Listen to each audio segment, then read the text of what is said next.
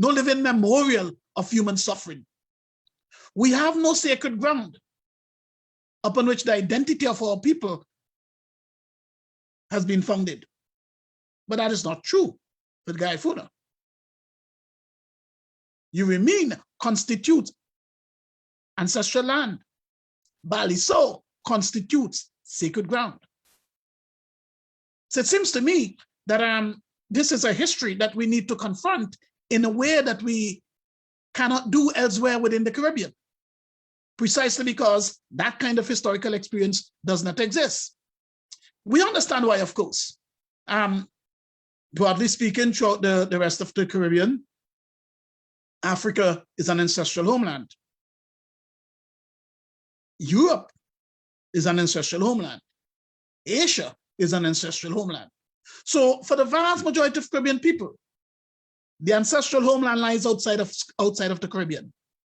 Not so for the Garifuna, not so for St. Vincent, because St. Vincent constitutes ancestral homeland.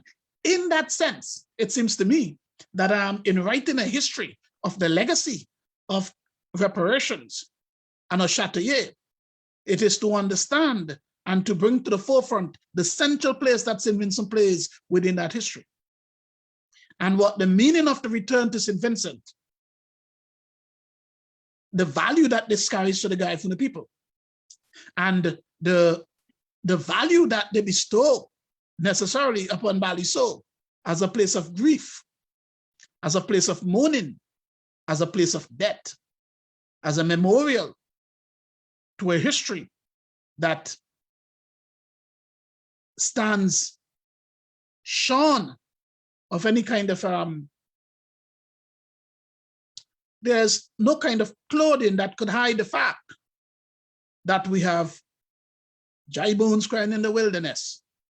We have genocide. The bones are there. And we got to travel by water, sometimes rough waters, to get there. So these are the kinds of thoughts that sprang to my mind as I thought of, how do we write the history of Châteauguay, the legacy of Châteauguay, the place of Baliso, and hence why I decided to shift away from simply repeating a presentation which Zoila had listened to and apparently liked. And but it does seem to me that we have something quite urgent here. How do we contemplate the place of Baliso in Vincentian history?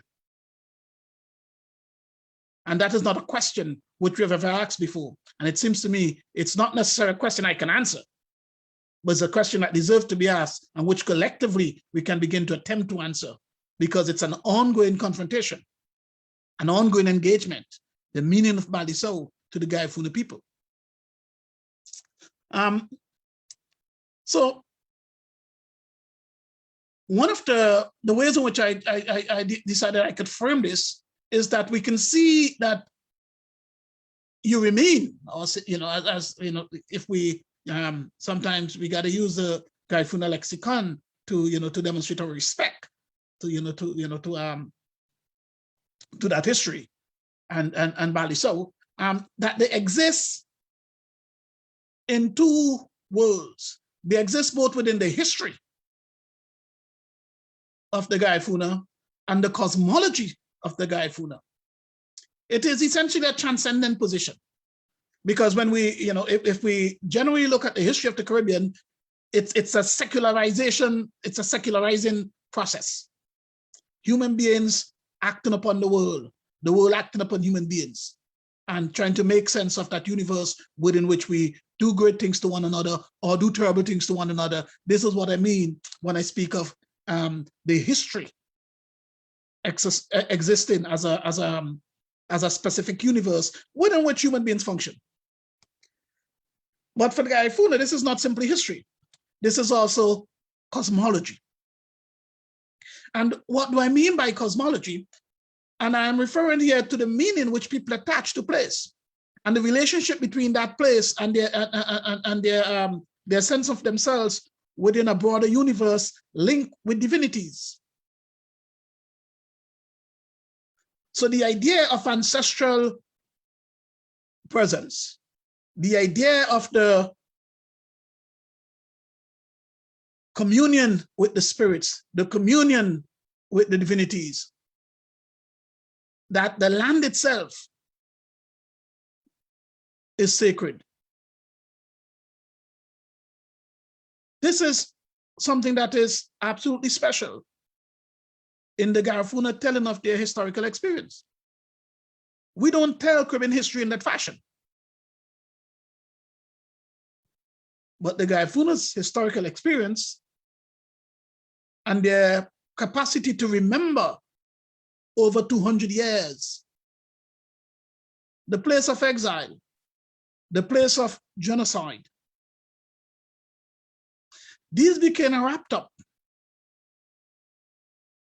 into a cosmology that gave meaning to their lives, gave meaning to their history, enabled the capacity when the moment arrived, let's say over the last 20 years or thereabout, to return to St. Vincent.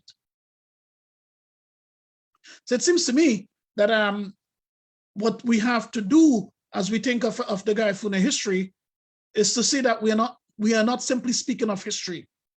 We have to also understand cosmology.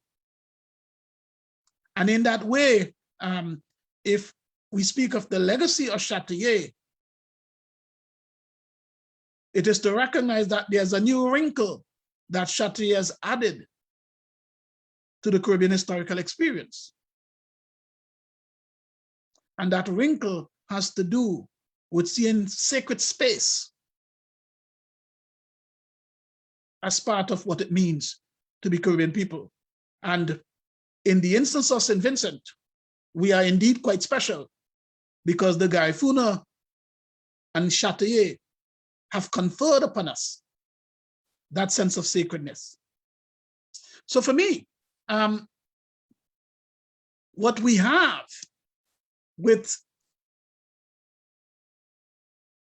Vincentians today and the relationship between Vincentians today and the Garifuna people is that the Garifuna are essentially celebrants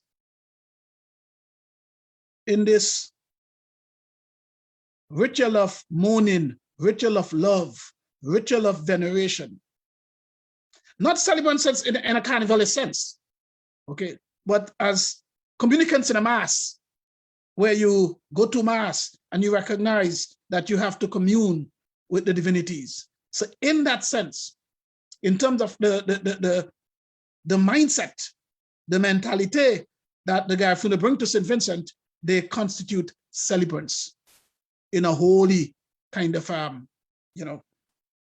phenomena. And so where do Vincentians stand in this regard, in this paradigm? We become custodians of that space.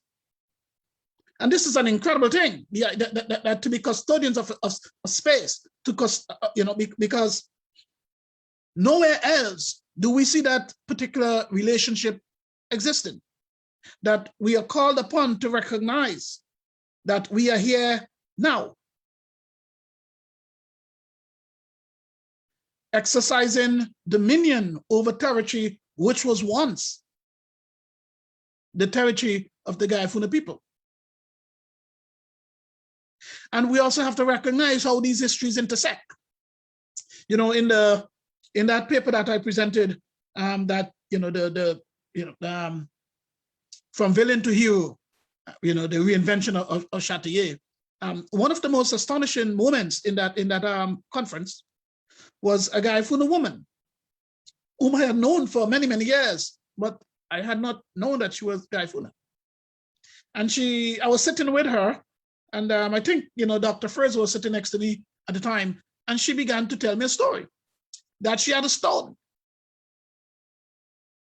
that her grandfather and great-grandfather and great-great-grandfather had kept in their possession through all those decades, through all those centuries. A stone that was an encoder of memory. She had fabrics going back to a Garifuna lineage, encoders of memory. and so on. And that shit kept them hidden. Her grandmother kept them hidden. The history of the Garifuna, by Garifuna themselves, who survived the exile, who lived in St. Vincent, because again, the vast majority of the Garifuna people were sent into exile, but all were not. Some escaped, but hid. And so the conference gave an opportunity to reveal a story that had been hidden.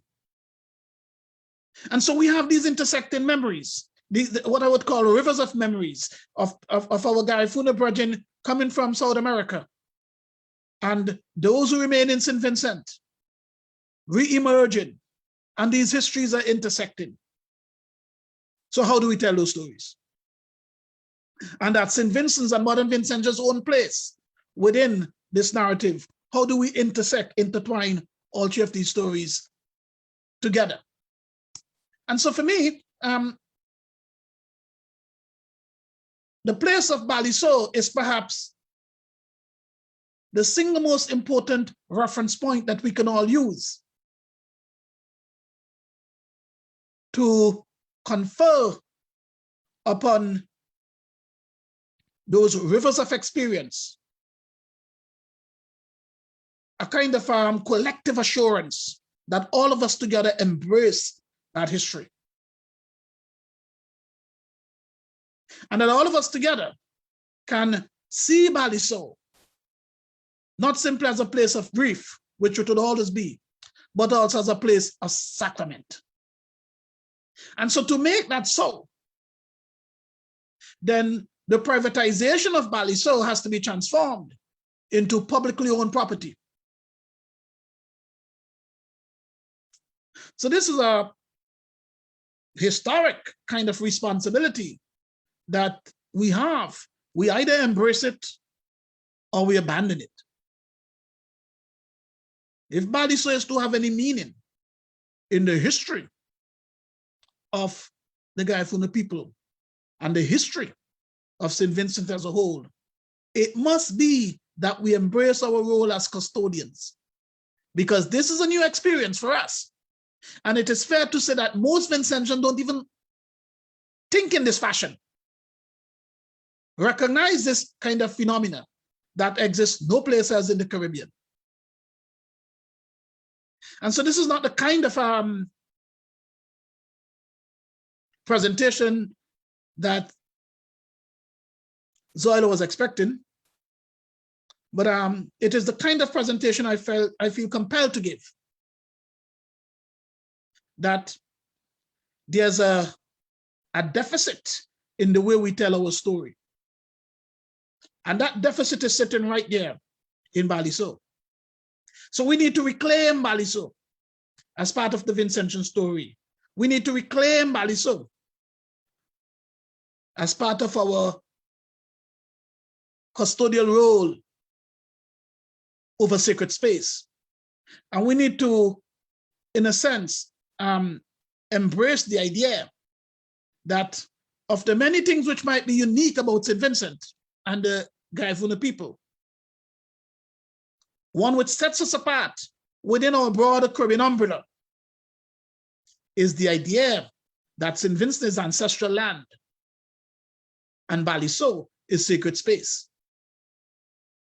And to that, I say, that would be reparations enough for Châteauguay. Thank you.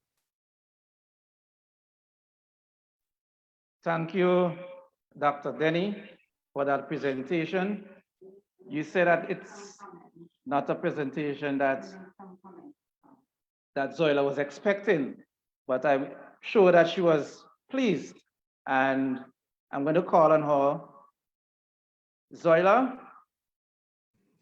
Yes, thank you. I think that for me, the presentation raised very important issues, one that I are going to be grappling with for a while, and further in this conference, because they raise the issue critical to what we have discovered in our work in the Garifuna Heritage Foundation, the role of the Vincentian born Vincentian's perspective of the Garifuna culture. I just thought that Dr. Denny's presentation did that excellently, raised those points very well. And I believe that the other presenters who are going to be dealing with this topic will expand or enlarge the issue further. But I just felt that from my experience working on the issue over the past 20 years, we have come a long way in relation to the perspective of the Vincentian to the Garifuna culture and to Balisu in particular. But clearly, there are some difficult discussions that still continue that need to be made. So I wanted to just make that comment at this point. Thank you. Thank you, Zoya. Remember, this is day 2 of the 8th International Garifuna Conference, hosted by the Garifuna Heritage Foundation here in St. Vincent and the Grenadines in collaboration with the University of the West Indies. Balisu and reparations, the topic for day 2. So we just had a presentation, an excellent presentation by Dr. Denny, and now we go to our second presenter. And for this introduction, I'll call on the president of the Garifuna Heritage Foundation, Mr. David Darky Williams, to introduce this presenter. David.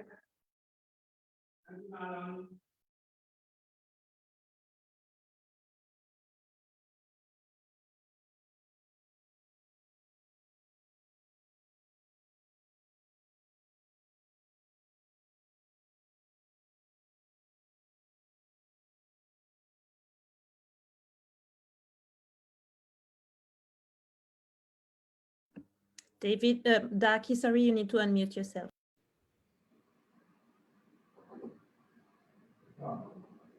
Just give me a minute. Unmute him, please.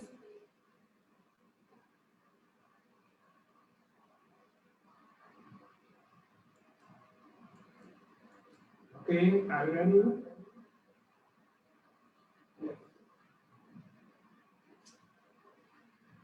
Dr. Yannick Hume is a multifaceted scholar, priestess, dancer, and choreographer with the extensive research expertise and specialization across the Americas and the African diaspora. Operating from the disciplines of cultural anthropology, cultural studies, and performance studies, Dr. Hume's research experience and teaching areas include religious and performing cultures of the African diaspora, Caribbean cultural thought, popular culture, migration, and diasporic identities. As a multilingual researcher, her fieldwork experience in the sacred arts and African diaspora performance expressions are centered in the Caribbean and Latin America, especially in Cuba, Haiti, Jamaica, Suriname, Brazil, and Colombia. In applied research, her work has focused on the creative industries and cultural policy, migration and tourism, museological production and management. Dr. Hume is the co-editor of Caribbean Cultural Thought, From Plantation to Diaspora, 2013 publication. Secondly, Caribbean Popular Culture, Power, Politics, and Performance, published in 2016. Third, Passages and Afterworlds, Anthropological Perspectives on Death in the Caribbean, and that was published in 2018. Dr. Hume is the recipient of grants from the Social Science Research Council, the International Development Research Center, the Ford Foundation, and the Wenner-Gren Foundation for Anthropological Research. Ladies and gentlemen, Dr. Hume, during her presentation, would be accompanied by Ms. Ralicia Andrews. Ralicia is a Vincentian student at Cave Hill University of the West Indies. I now present to you Dr. Yannick Hume. Dr. Hume. Thank you so much for that beautiful introduction, and pleasant good night to you all. And I have the privilege of having one of my students with me, Ralicia Andrews. And when we speak about the idea of custodians, it really is our duty as those who are doing the work currently to be able to identify those we see as being able to carry the torch on, and not necessarily wait for them to get their doctorate, because people are doing the work, the important work, and they represent an essential group that we don't always listen to. And when we are conceiving of how do we move into a stage where we begin to operationalize a plan towards our fullest emancipatory selves, it requires an engagement with the youth. It requires a conversation of which they too are brought to the table and offer their thoughts. And then from there, working in unison with those who are technocrats, administrators, artists, cultural brokers, and the like.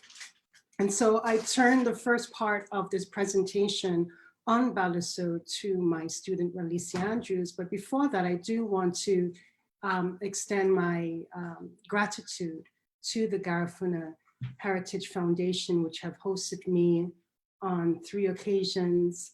Now we're in the virtual plane, and I give thanks to be able to join you in this way. And also to Dr. Denny, who actually, his presentation provides a wonderful launch pad to begin to discuss what I want to discuss today. And in fact, it prevents having to rehearse some of that history, so I could go even in depth about how do we begin to turn a treasure, a sacred site, into something that the disparate diaspora of the Garifuna nation can be linked across waters, across time, and across space. So I now turn to my student, Ralicia, who's going to start us off.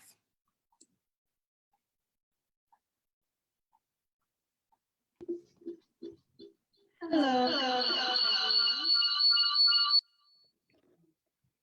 It's my pleasure to be here tonight with Dr. Hume, and I really appreciate the invitation to assist her in her research. Okay, so to begin, body soul is the center for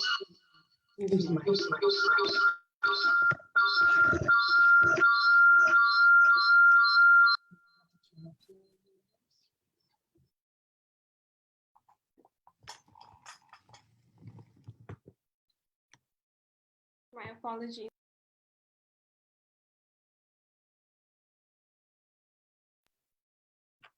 My apologies, we had an audio issue. So to begin, Baliso is the centerfold. It was both the beginning of one journey and the end of another. I think that it is the convergence of an alternate universe where history broke apart.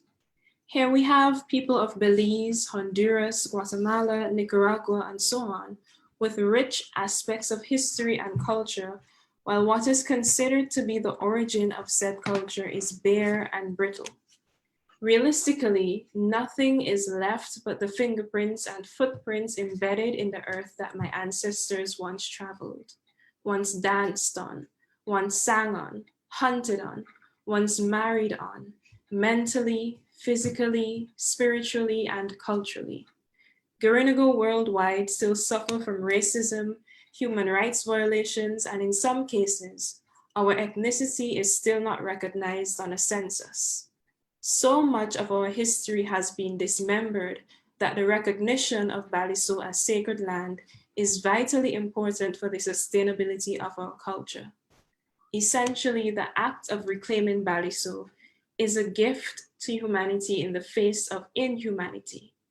Having been assaulted on every humanistic level through exile and mass genocide, Baliso is an acknowledgement of the colonial experience and the brutality that it is synonymous with. John Hawkes, a cultural analyst and one of Australia's leading commentators on cultural policy, wrote the fourth pillar of sustainability, Culture's Essential Role in Public Planning, 2001. He proposed a four-pillar model where cultural, environmental, social, and economic dimensions are intrinsically bound. Dialogue regarding cultural sustainability is one of the most vital weapons to mankind. My choice to become a biological and cultural anthropologist sprung from the realization that cultural sustainability directly influences biological sustainability. To paraphrase UNESCO, cultural sustainability is the root of our development, for it determines the relationships we create with each other and thus the value we place on our planet's resources. As a young Vincentian who actively seeks cultural activism, the death of our culture seems inevitable. Garifuna youths remain in disdain of a culture that is consistently belittled and misinterpreted, making pleas for preservation fall on deaf ears with questions of the utility of culture in modern day society. I was not introduced to our culture until the age of 11, while many Vincentians are still unaware of the history of our island. Despite numerous cultural retrieval programs spearheaded by passionate individuals, we have to be pragmatic and question what happens afterwards. How do these programs ensure sustainability without substantial financial assistance? What happens when we forget the heartbeats of the drum, the rhythm of our feet as we dance punta or paranda? What happens when we shout eh and no one returns the call? When we forget how to make eraba or bam bam and no one knows how to dish up a banana dumpling? What happens when our culture begins to dwindle before our eyes? Are we willing to be innovative and take the next step to solidify our origins and the longevity of our culture?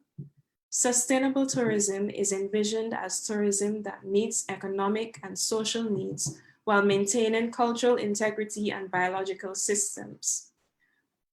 Our culturally themed tourism would utilize our social media interfaces, secure a broader audience for our pleas, and ensure the socioeconomic integrity of our local population. The pursuit of cultural tourism would actively transfer knowledge from one population to another and opens doors for anthropological research and accurate historical documentation, indefinitely preserving the historical uniqueness of our culture. The declaration of Baliso as sacred land is a cultural revolution through tourism for the future of our bloodline, anchoring the spirits of our ancestors in the soil of our land and soul of our people. So, are we willing to take the leap, to defeat all our odds and sow the fabric of a culturally aware and enriched and sustainable society? With this being said, it is my honor to assist Dr. Hume in presenting this topic as she provides an enriching perspective using her intensive knowledge as an academic who has spearheaded numerous ventures in Caribbean cultural studies and employs her Caribbeanness in the need for a culturally aware and sustainable region. Thank you. Thank you. That's beautiful. So what I wanted to, I'm going to just share my screen if that is, there we go.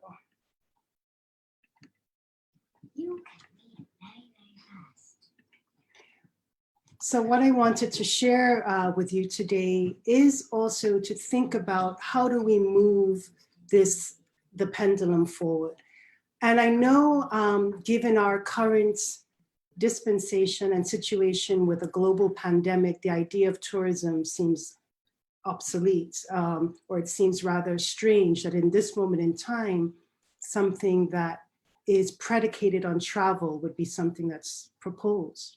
But in fact, there are different ways of which tourism is conceived. And outside of that, the Caribbean finds itself at a crucial intersection in its need to desperately rethink the model of tourism of which it has been operating since its inception, where the tourists looked a certain way, came from a certain place, engaged peripherally in the environment of which they visited, and didn't have a sustained investment in the territories or the history, the culture, the sacred teachings of the spaces in which they visited. Diaspora tourism is a particular niche market of which I will go into in a little bit, but it is predicated on a need to actually have and build a visibility to develop the momentum to therefore call forth those who are part of the homeland to come home. And so I won't really go through that. I want to start with this idea of sacred sites and places, which Dr. Denny spoke to us about in speaking of Balaso specifically.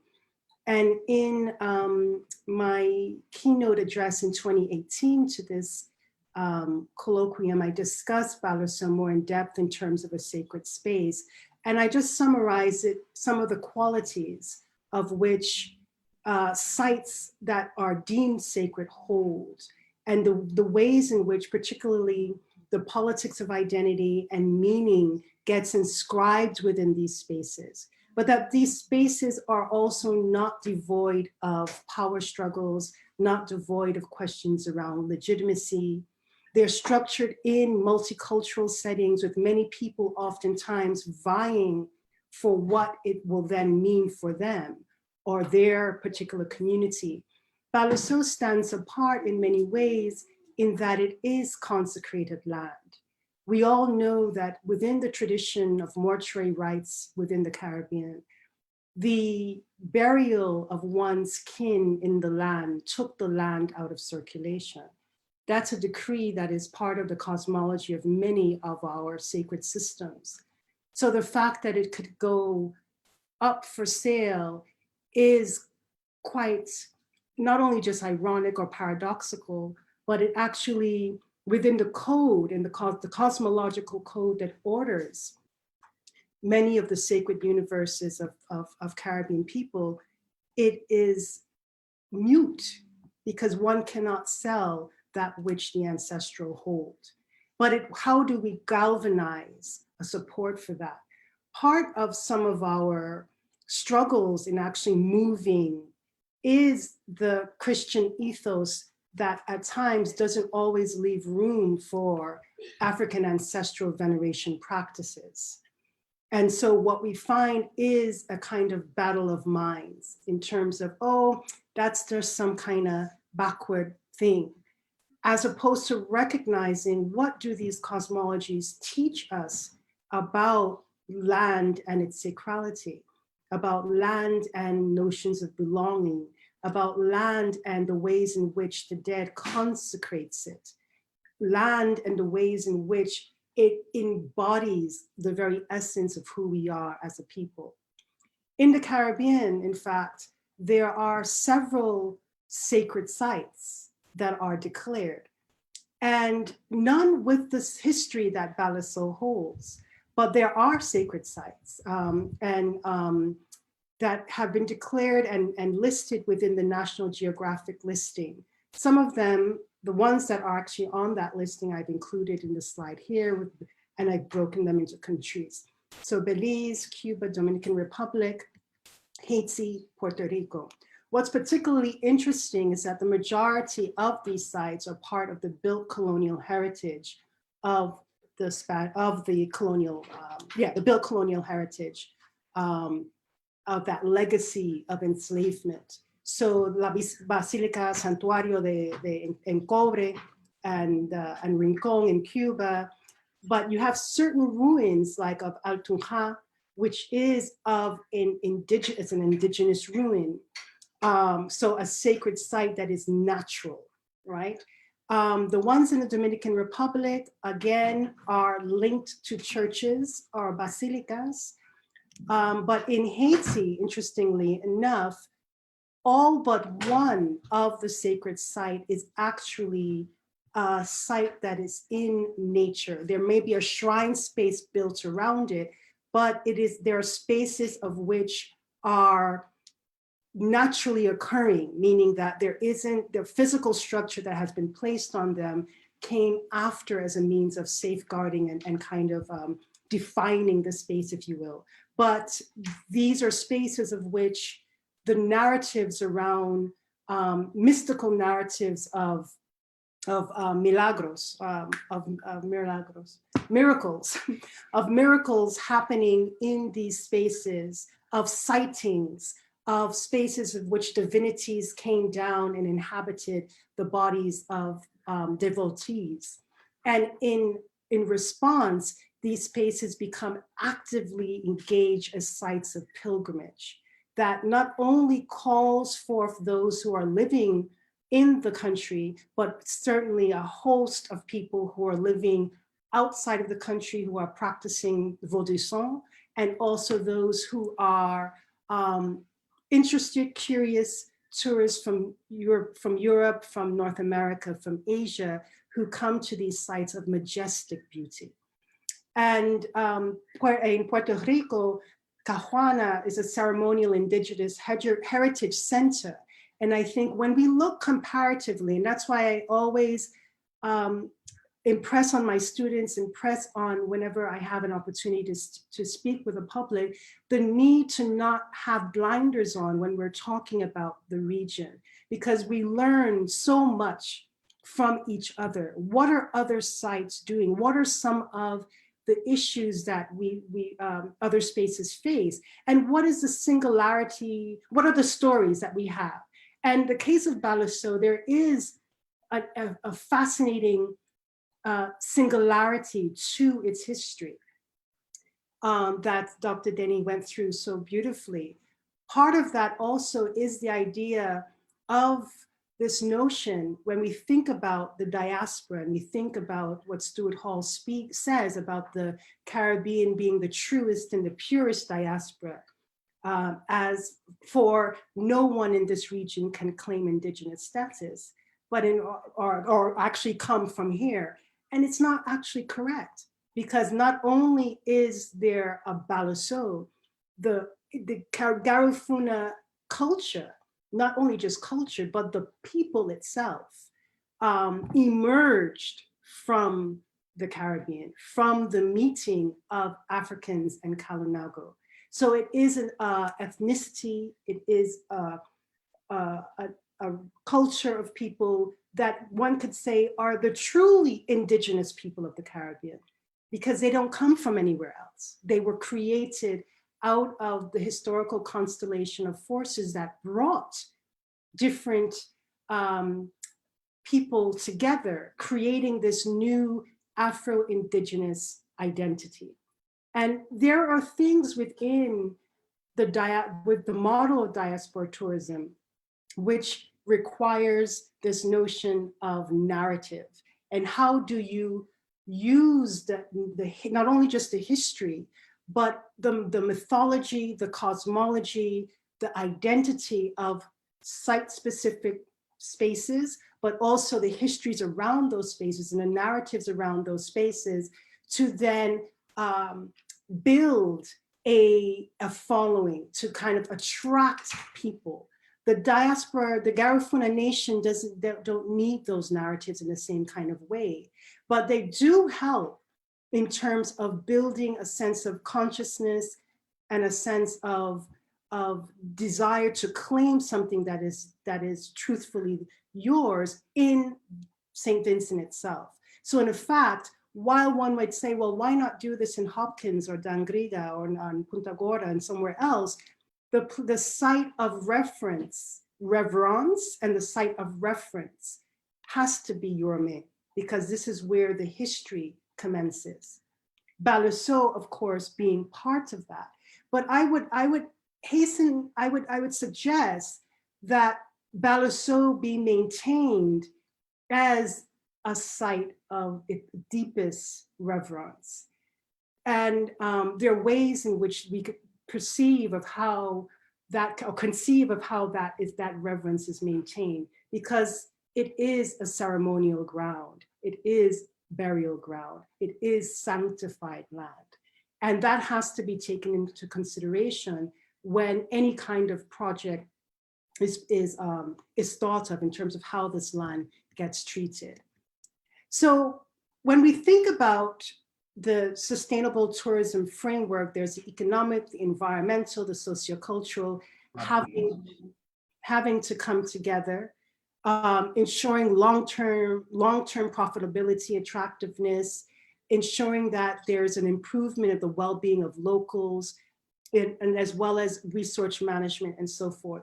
What is particularly fascinating about the tourism model that has been operable in St. Vincent and the Grenadines is that, unlike many of the other territories in the Caribbean, St. Vincent is based on a maritime tourism. A maritime tourism that is seasonal, a maritime tourism that is also of a luxury order, and a maritime tourism that actually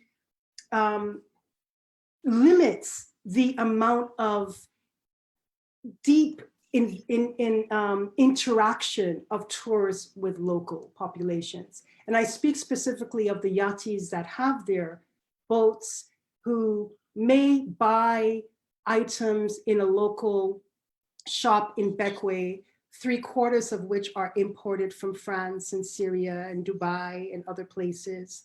So not necessarily fulfilling that kind of important substrate of satisfying the need, the economic need of the community. Yeah, they might buy a local banana and a local orange, but they're also buying caviar and cheese and wine that are not manufactured in St. Vincent. And they are also taking these things back to their boats. So there's a maritime tourism that has been a very popular model, a successful model, and one that I don't think needs to be erased, or ever will. But in fact, there is a room, especially in this moment that we find ourselves in, to conceive of other ways that the experience could be more expansive and more inclusive and less volatile to the tides and waves of what's happening in Europe. How can we begin to think through bringing and connecting of rather dispersed diaspora, what we could call a disparate diaspora that is a stateless nation?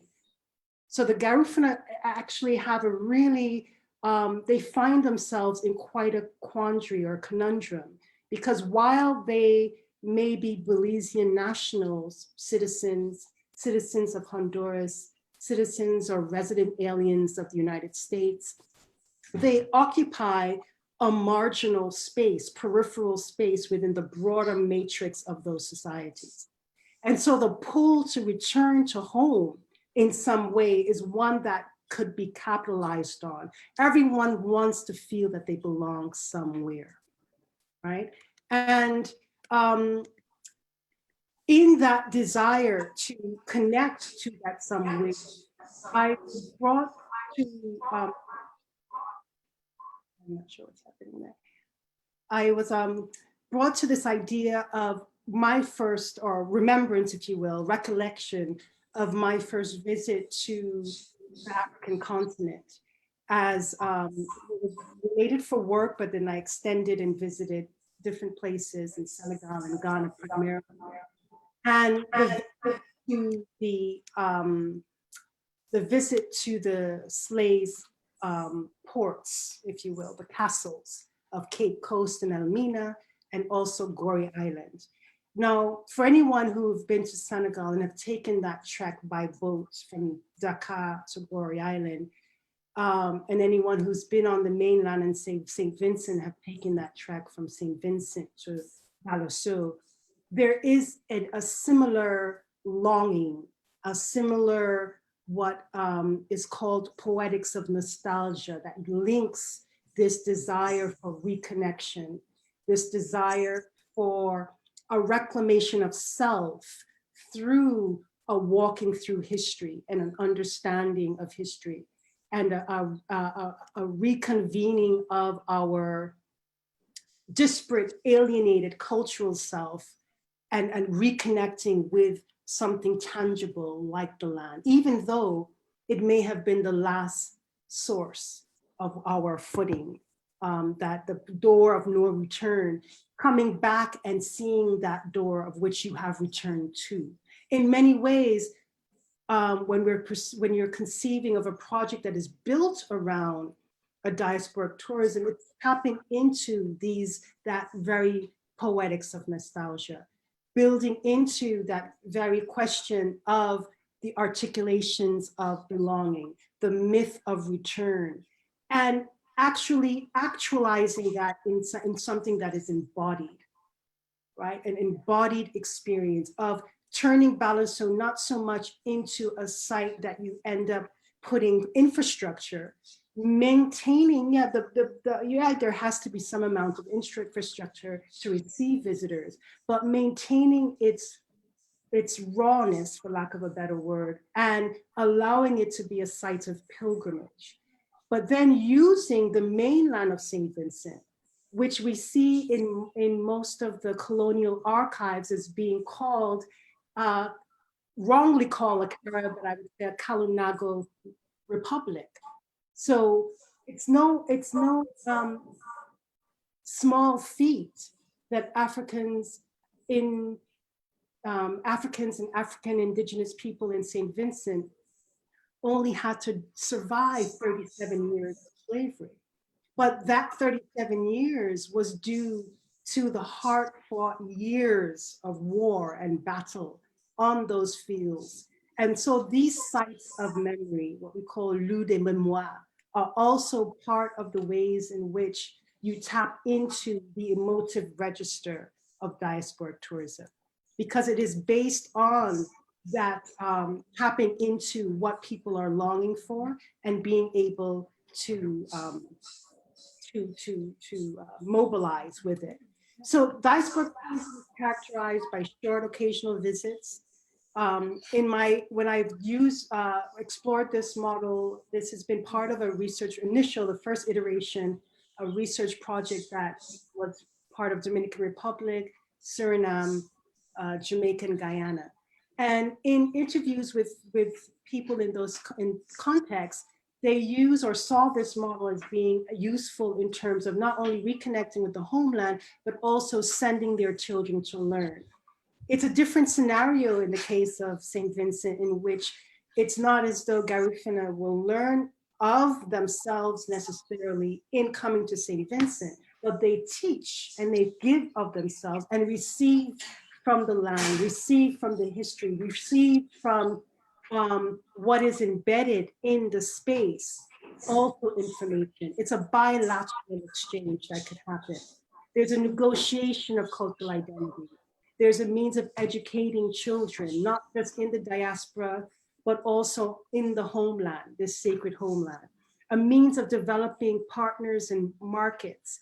And while I do understand and value the importance of reparative justice, I also see and value the importance of making it happen for ourselves as well. And doing the work to begin to, and this doesn't at all release Europe from any of their responsibility, but I'm saying that we too put ourselves forward to create this for ourselves by any means necessary. What are the partnerships and markets that could be utilized within diasporic tourism? There are several stakeholders. for example. I will go to that. There are the enablers, there are the facilitators and intermediaries, and then you have the type of diaspora tourists. The enablers include the migrants, entrepreneurs, the government agencies, the remittance firms in case there's that transaction of monies. These things, remittance firms, hometown associations tend to operate between, for example, the broader diaspora of the Garifuna nation living in the United States and their interaction with their homeland in Central America. That tends to be where you find those things. So diasporic tourism actually mobilizes around the idea of sentiment. And it is built around culture, could be built around festivals, could be built around heritage, ecotourism, also short break tourism, and what has been in over the years increasing in terms of thanatourism or dark tourism. That is part of the largest groups, for example, of visitors to Ghana or African Americans returning, not solely to repatriate, but returning for short-term visits to the site of their departure. And so we have models that are already existing that we could begin to use to flesh this process out. And I would close by saying that COVID has taught us a lot. And one of the things that it has allowed us to do is to recognize the power of the digital universe and the power of the virtual.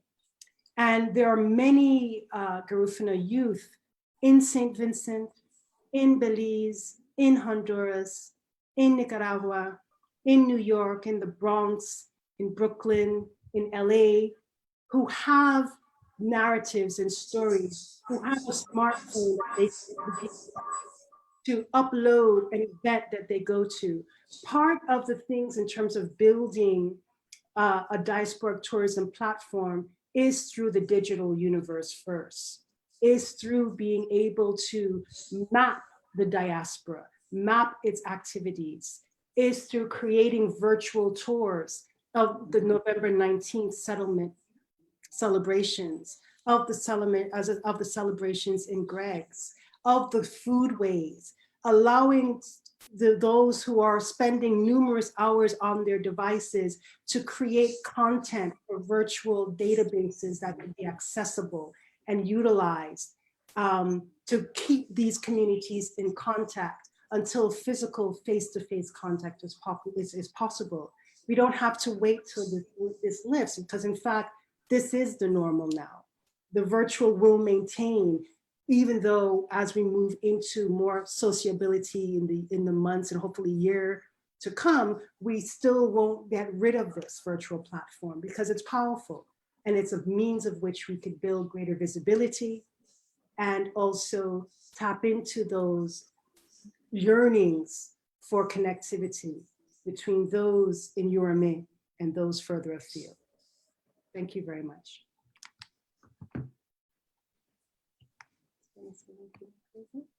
Thank you for that stimulating presentation. I know you have stimulated Zoila, and she wants to come and make a contribution. So I'm going to give Zoila the floor. Zoila. Yes, thank you. There are many interesting and stimulating points.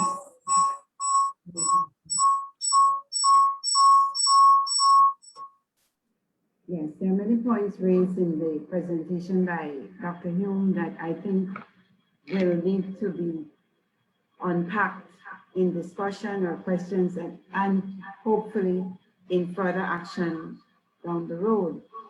I want to start by saying that clearly what is totally fascinating about the process of looking at Baliso from that perspective is that there's almost a great opportunity because of the fact that Baliso is so far untouched and quote unquote undeveloped.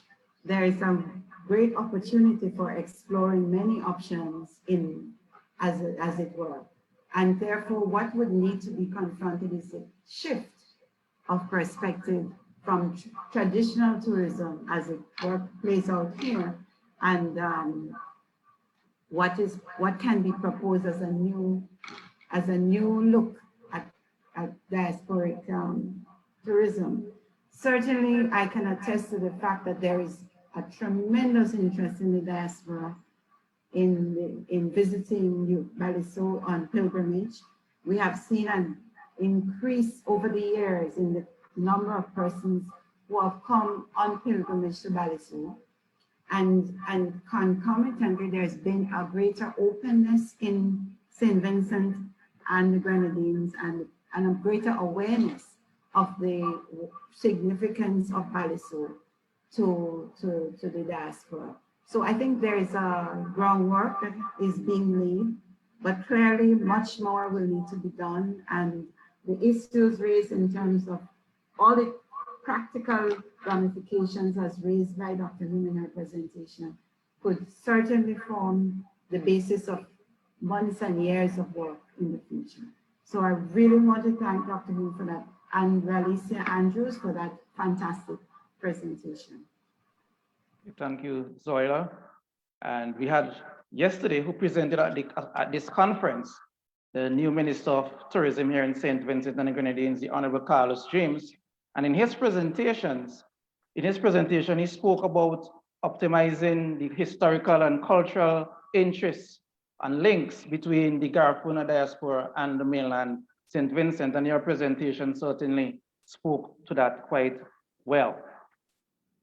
We are in day 2, remember, of this, the 8th Garifuna International Conference. I see you're on Facebook Live, so welcome to our Facebook audience. We go into the next presentation, and this presenter would speak on the topic, Carib Republic, Freedom and Participatory Politics in 18th Century St. Vincent. And I'll call on Mrs. Zoila Ellis-Brown to introduce the speaker. Thank you, Marlon. I'm very pleased to introduce to the audience Dr. Melanie J. Newton. Dr. Melanie Newton is an associate professor of history and served as director of the Caribbean Studies program at the University of Toronto from 2012 to 2019. She is the author of The Children of Africa in the Colonies, Free People of Color in Barbados in the Age of Emancipation, and other scholarly articles and book chapters on gender, indigeneity, slavery, and abolition. Recent publications include Returns to a Native Land, Indigeneity and Decolonization in the Anglophone Caribbean, The Race Leapt at Sauterres, Genocide, Narrative and Indigenous Exile from the Caribbean, which appeared in Caribbean Quarterly, special issue on the Garifuna people, edited by Dr. Joseph Palacio. And she also authored an article along with Stephanie Kennedy, The Hauntings of Slavery, Colonialism and the Disabled Body in the Caribbean, in a volume edited by Sean Gretsch and Karen Soldati, Disability in the Global South. She has served on the editorial board of several journals, including Small Axe and British Studies, and she's currently working on several essays that are part of a project entitled This Island is Mine, Indigeneity in the Caribbean Atlantic World. She received an Outstanding Teaching Award from the Faculty of Arts and Science in 2015 and is chair of the Equity and Diversity Committee of the Department of History in the University of Toronto, where I believe she is still a lecturer. a professor, sorry. Ladies and gentlemen, friends, colleagues, I give you Dr. Melanie Newton.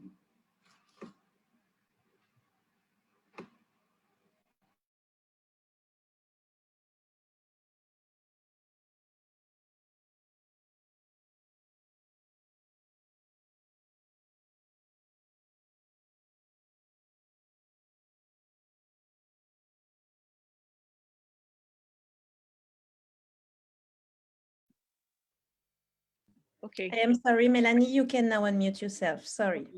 Hi. Nice to see you. Thank you. Right. Okay, so can you all hear me now? Is there like an echo?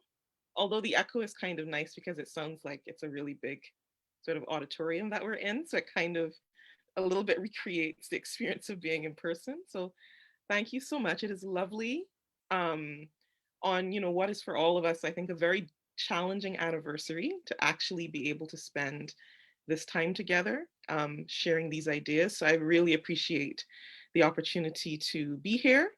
And I also apologize for being late. There was a bit of a time mix up because we're still an hour behind in Toronto. And I thought when I was told to sign on at 7, that it already incorporated that difference. So I thought it was 8 o'clock in St. Vincent when I was signing on and 7 o'clock here, but it was actually 7 o'clock in St. Vincent and 6 o'clock here. So I am here now. Okay, so what I'm going to do now is share my screen. Give me a minute. Can you all see my screen?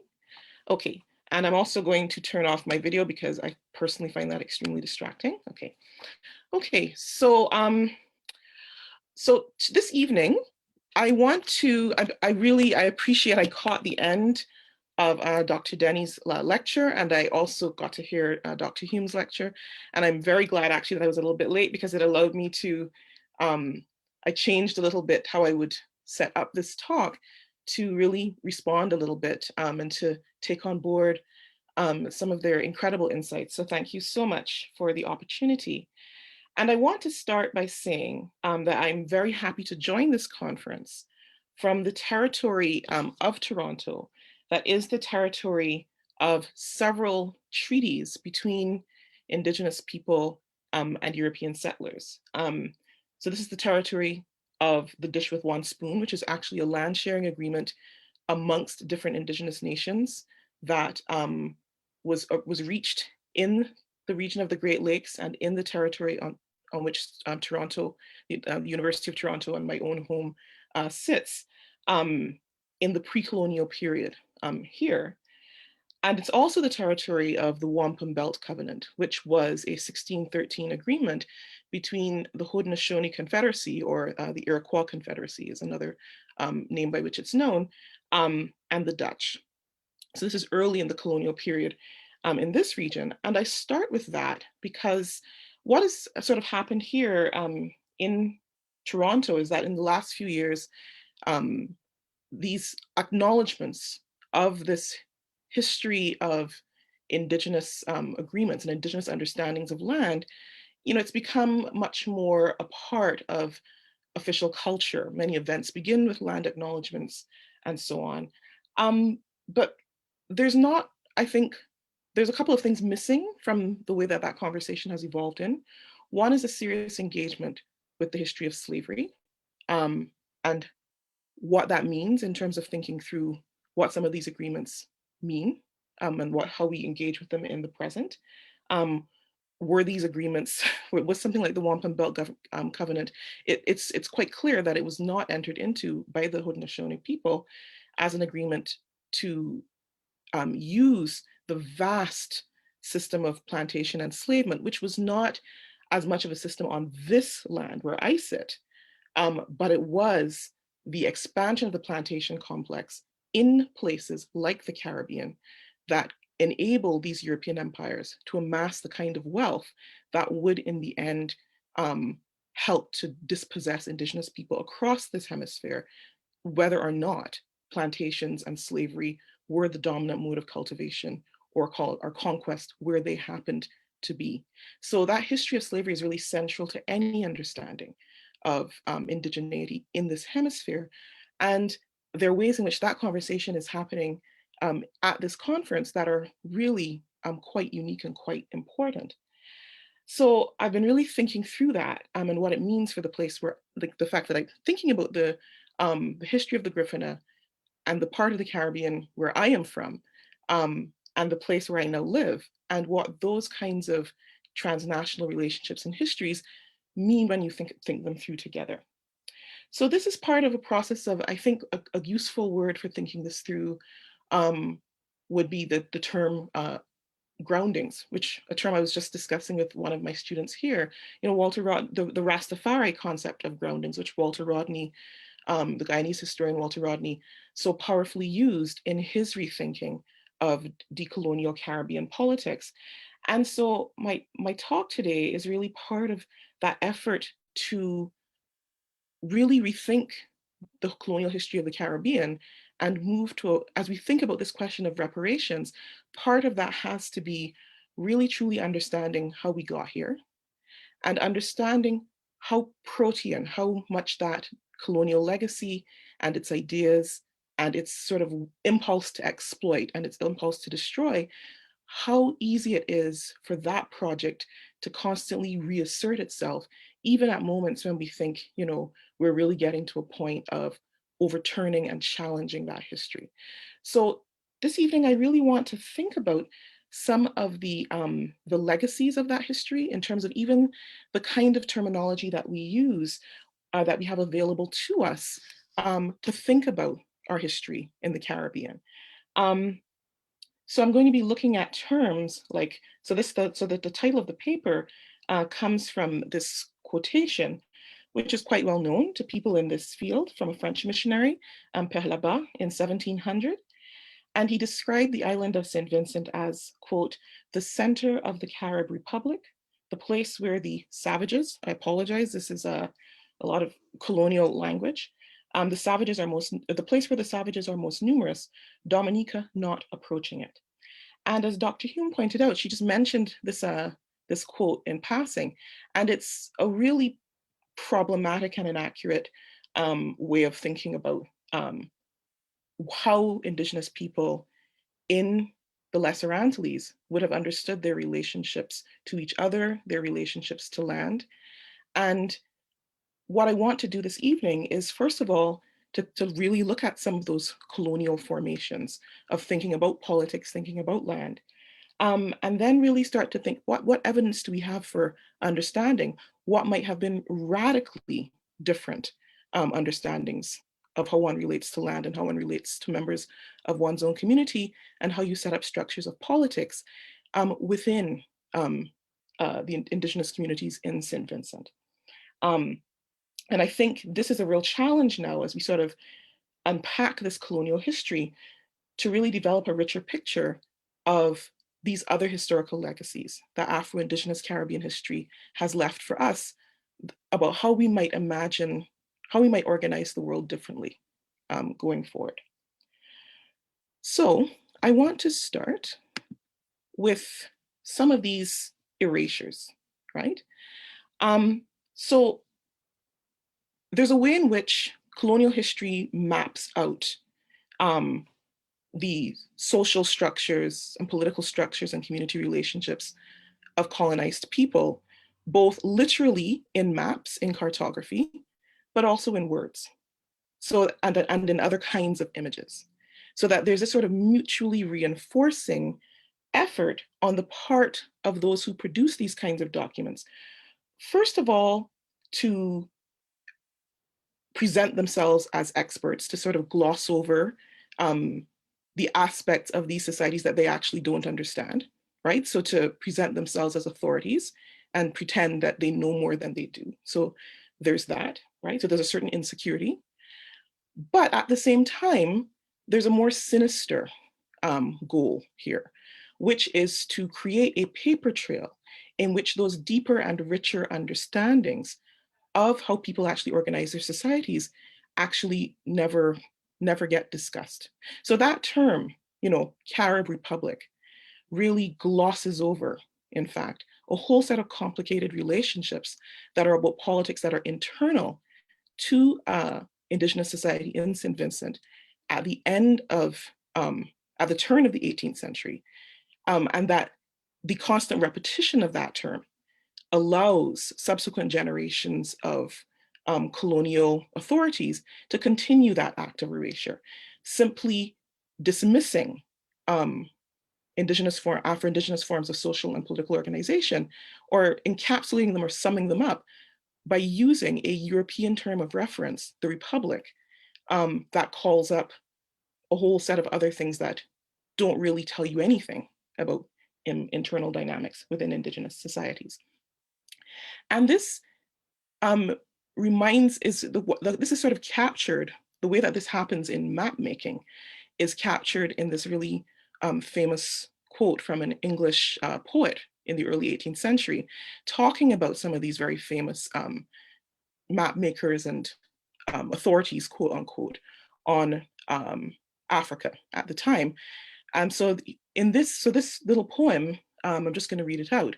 So geographers and Afric maps with savage pictures fill their gaps, and o'er uninhabitable downs place elephants for want of towns, right? And if you look here, he's speaking about this very famous map of the African continent. And these maps were incredibly important in the age of European colonialism as a means of basically giving subsequent quote unquote explorers and colonizers knowledge of territory that they wanted to conquer, and demonstrating a certain kind of knowledge and command of the world to a wider European public. And if you look at this map carefully, you can see on the map on the right, which is a map of the African continent, literally this is the map that Jonathan Swift is talking about. It's a very famous map by a colonial map maker called Willem Janszoon Blauw, who was Dutch.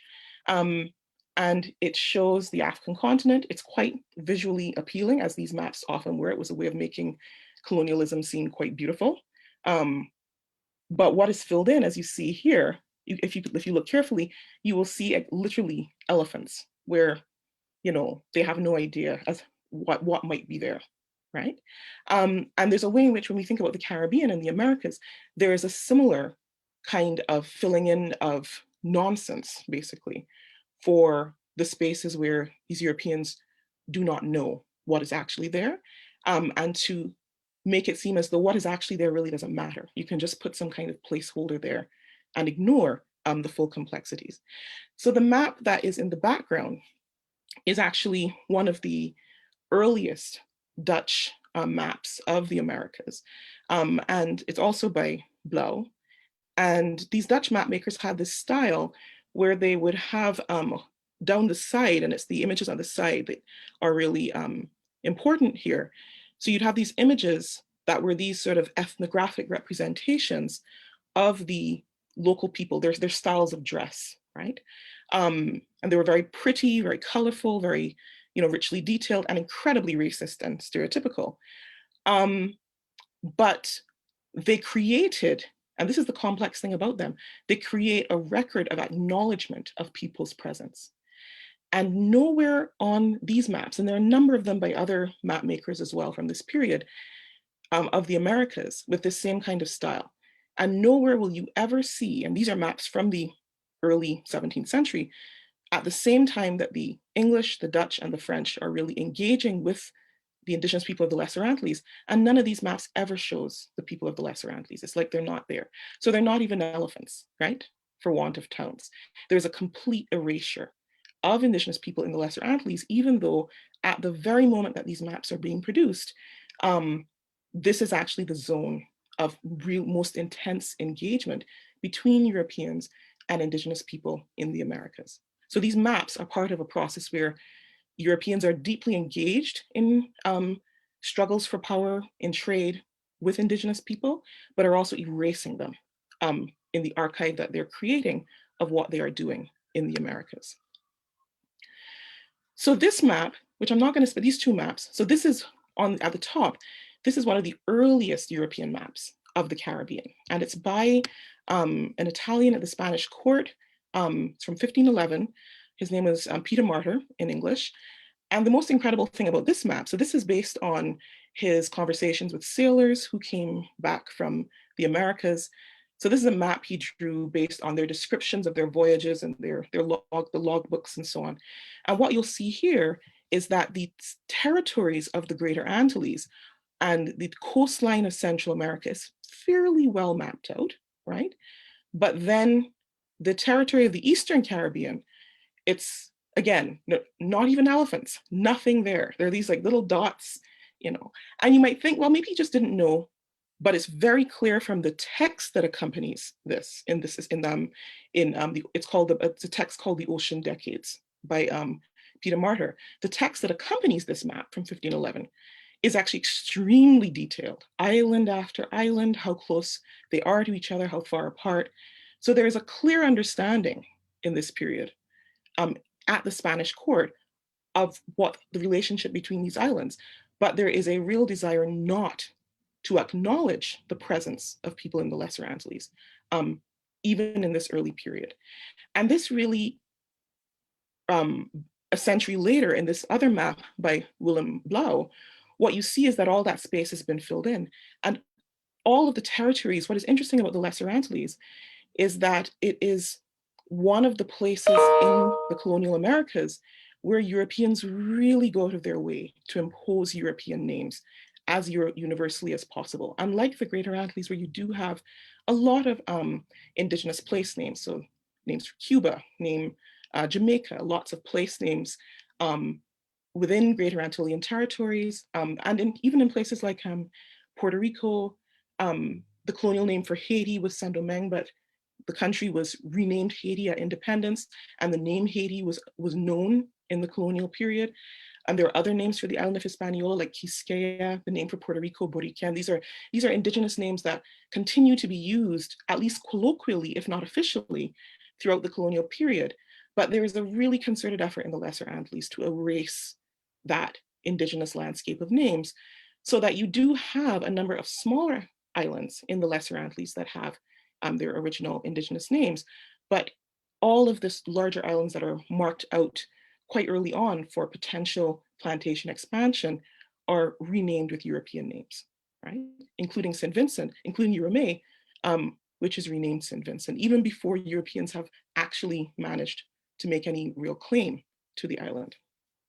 So this just basic erasure, there's a way in which the Lesser Antilles is particularly targeted for a level of erasure that is, even in the context of the conquest of the Americas, quite significant. So that brings us then to this term, the Carib Republic, right? And what it is that Lebas is doing when he refers to the Lesser Antilles as a Carib Republic. And it's important to understand that Lebas made this comment in the context of several decades of discussion amongst the French, between French missionaries and French officials, as well as increasingly British officials at the time, about the possibility of basically committing genocide on the island of St. Vincent. They're already discussing this at the end of the 17th century, talking about how do we basically remove these people from the island, right? So that language about the Republic calls up several things in the late 17th century. So first of all, it conjures up references to the Roman Republic, right? So an ancient system of political governance that was revered by Europeans, but was also a system that permitted slavery, right? So that's the first thing.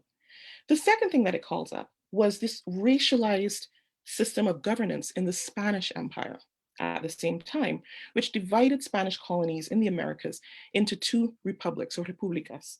You know, you have the Republic of the Spaniards and the Republic of the quote unquote Indians. And at the root of this system was that these would be societies governed by the Republic of the Spaniards, governed by the monarchy. And the whole purpose of the Republic of the Indians was to allow for the more easy exploitation of indigenous people, reducing them to tribute labor for the Republic of the Spaniards, right? While maintaining Africans, enslaved Africans, as the servile labor base of the Republic of the Spaniards, and really clearly separating this Republic of the Indians from the enslavement of Africans, so that it would be difficult for enslaved Africans to claim a place in this system in the Republic of in the indigenous republic. So it's really rooted on this effort to clearly separate the two groups of people on whom European conquest was based, right? So this reference to this Carib Republic is really also about trying to deny and dismiss the very clear evidence that Europeans could already see in front of them in this period of the acceptance of Africans into these indigenous societies of the Lesser Antilles. And it's a real effort in these maps and in this language to sort of reproduce this language of separation and difference. So it really overwrites then any kind of serious effort to understand what those kinds of relationships might have looked like and what kinds of political systems and order might have emerged from them. So that's where I want to turn my attention now. I'm just going to take a few more minutes to look at some of the evidence that we have of what those kinds of relationships might have looked like. So even though according to these European narratives, in which you have quote unquote yellow Caribs and quote unquote black Caribs and so and trying to separate out as though quote unquote black Caribs were not really indigenous people, but Africans, fugitives from slavery who were pretending to be indigenous. You also have clear evidence that there was a profound European anxiety about what they were witnessing. Again, that these two people whose separation was supposed to be the basis of European colonization were actually recreating an entirely new kind of community in the Lesser Antilles. And it's no accident that you begin to hear these kinds of stories, or this anxiety really starts to emerge, especially in the 1660s and after, which is the period when the transatlantic slave trade to the Lesser Antilles really begins to explode, right? The numbers begin to increase quite quickly. So they really try either to say that the true indigenous people who have no African ancestry are dying out, or to claim that these Africans are pretenders to the indigenous heritage, or to write off these relationships as though Africans are being enslaved by indigenous people. So they are establishing sort of a rival system based on African enslavement. And while it's difficult to see beyond these kinds of colonial representations, I think it's more useful, as some scholars have argued in other contexts in the Americas, to really think about some of the kinds of complex negotiations that would have gone on in this context and some of the traditions of adoption and the ranges of different kinds of adoption practices that had actually helped the indigenous people of the Lesser Antilles to survive the earliest centuries of European colonization, when they would have experienced massive refugee movements from elsewhere in the Americas, the quite devastating effects of epidemic disease. So you have this long tradition of different kinds of adoption of different kinds of people into the society, but in a context where indigenous people in the Lesser Antilles would have been well aware of some of the political dangers of adopting in people who are fugitives from these European societies, whether they're European fugitives or African fugitives or indigenous people from elsewhere. So I think we can imagine a range of different kinds of relationships that could have included forms of forced labor, but also could have included familial relationships based on equality, the emergence of families, again, of African and indigenous heritage, that you have a range of different kinds of interactions as part of this long tradition of adapting to the circumstances of the expansion of European colonization in the Americas and of slavery. And Europeans really try to ignore those complex intra-communal dynamics by just using terms like, oh, it's either slavery, or they're ransoming these Africans back to Europeans, or these Africans are fugitives from slavery who are establishing their own communities. This idea of, again, this Carib Republic is meant to harken back to these other systems where in the Roman Republic, you have a clear system of slavery, and that's the role that's being imagined for Africans in this Carib Republic, or these Africans could never be part of this Carib Republic, because a Carib Republic could only be like the sort of the indigenous republic in the Spanish Empire, and Blacks have no place in that system. But already in the early 18th century, you have all of these descriptions from Europeans. So there's one from 1723 by a ship's captain called John Brathwaite, who tried to negotiate for settlement on St. Vincent. There was this Lord Montague, who was a very powerful figure in England, tried to have this project to colonize St. Vincent and St. Lucia, complete failure. But one of the most important things that comes out of this is a narrative from John Brathwaite of the time that he spent negotiating in St. Vincent with Afro-Indigenous people for a place on the island for these English settlers. And what became clear was that for Indigenous Vincentians, including particularly Indigenous Vincentians who had African ancestry, they would have well understood that Europeans in the Lesser Antilles, including the French, who they saw as their allies, all targeted Africans and their descendants for enslavement. And what emerges in his narrative is a pretty clear spatial geography in which the most mountainous regions of the island are the spaces where he describes seeing people of African heritage.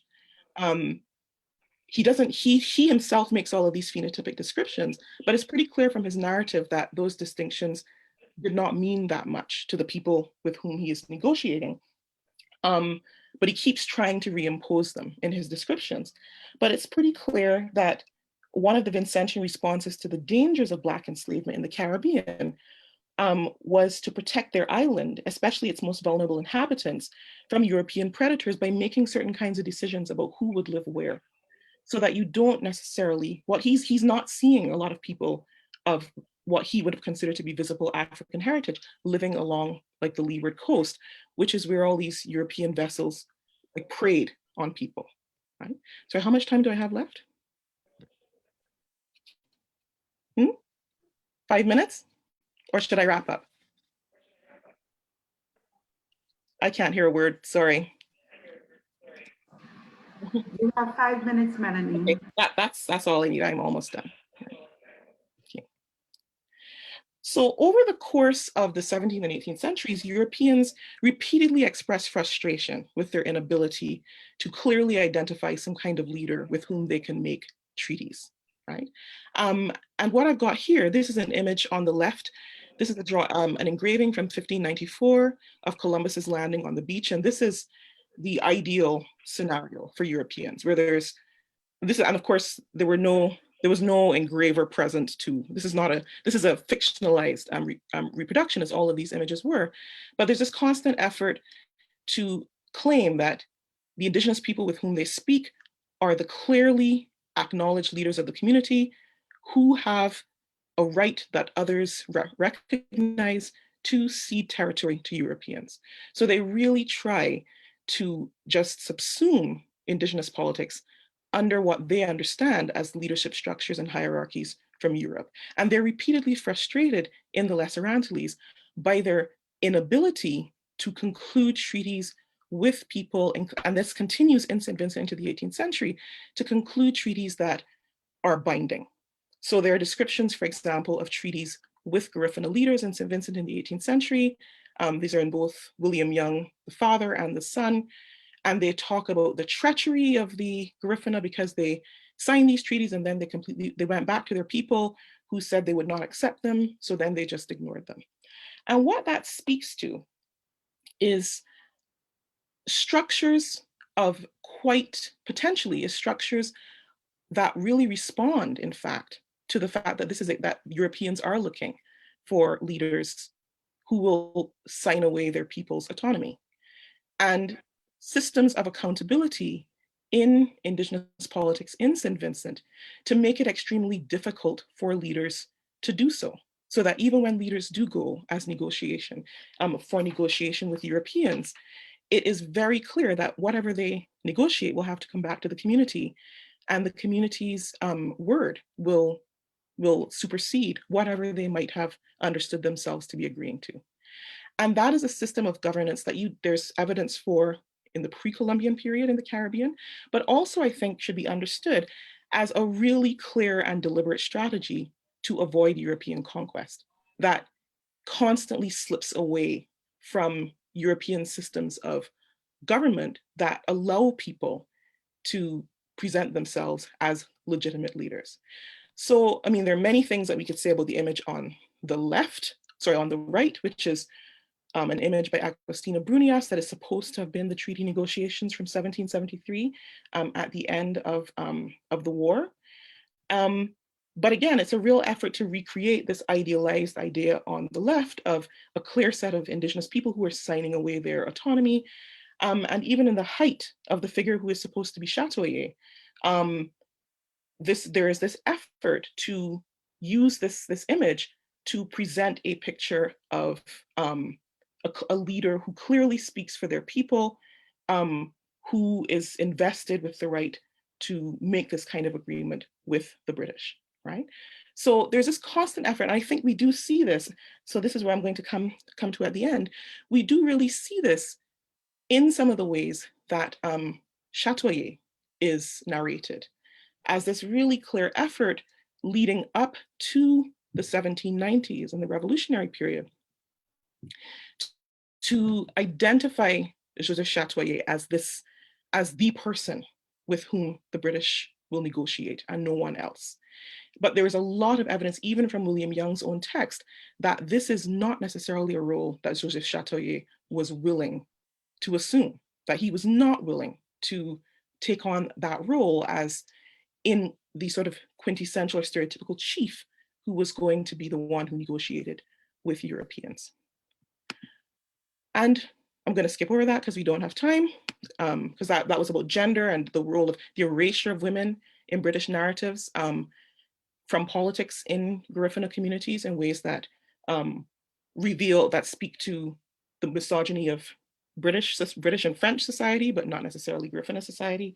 But I want to end with the fact that this is a translation of a description of an origin story that this Jean-Baptiste Dutertre, whose narrative of his time in the Lesser Antilles in the late 17th century is a really important source of information about that time period.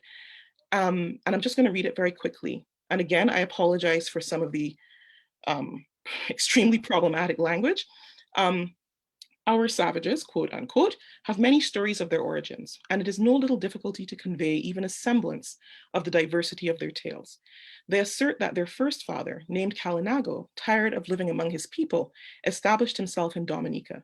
But his children, having lost the respect that they should have had for their father, gave him poison to drink, of which he died.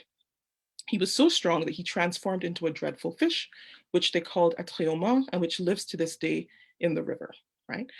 And this story, I think, thinking about even now, the way that scholars, stake out some of their claims, like this is the term I'm going to use for the indigenous people. A lot of people use the term Kalinago,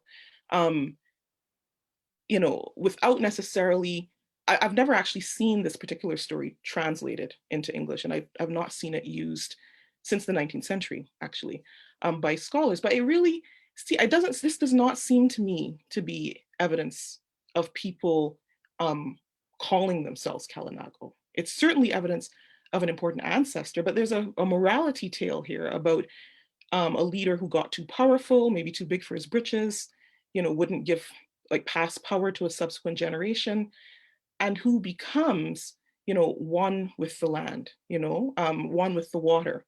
But it really speaks to, and Dutertre said he didn't want to make up this story. He said, oh, many people think it's nonsense and whatever, but these stories of animal-human transformation as part of the sort of narrative about politics and legitimacy of leaders. This is a common theme in indigenous origin stories across the Americas about the sort of transfer or failure of one generation of fathers to transfer power to the next, right?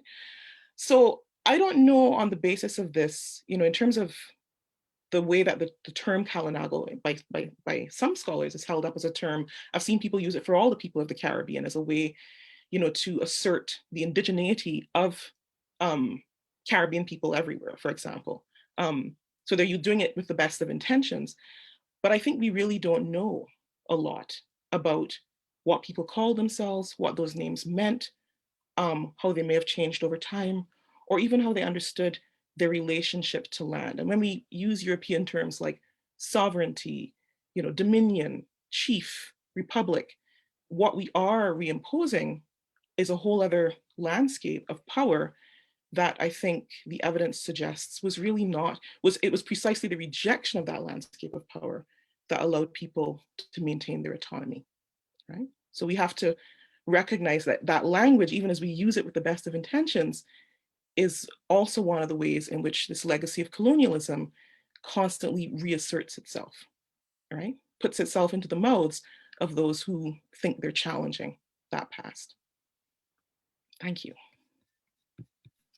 And a big thanks to you, Dr. Melanie Newton, presented on the topic, Carib Republic, Freedom and Participatory Politics in 18th Century St. Vincent. And I'm going to call on Zoila to give her thoughts on the presentation. Zoila.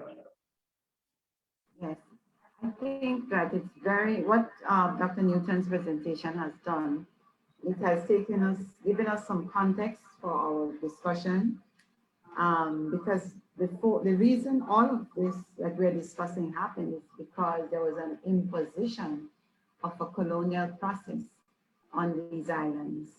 And from there, the indigenous people were disrupted in their life, and a lot of the structures that they lived by, they developed, their autonomy was severely restricted, destroyed, and they were exiled to what became the diaspora of the Garifuna today. So there is a lot more that can be discussed and said in this context.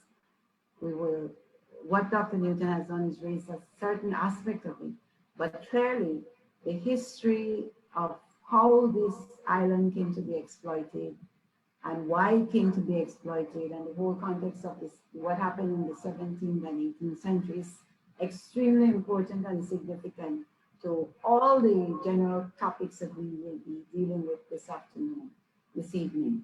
So I want to really thank Dr. Newton for her research, her scholarship, her presentation. And I think the next presenter will also deal with the issues of prior to the exile. And I think that Mr. Darky Williams will be introducing our next speaker, Dr. Felicia Ross Baines. Thank you.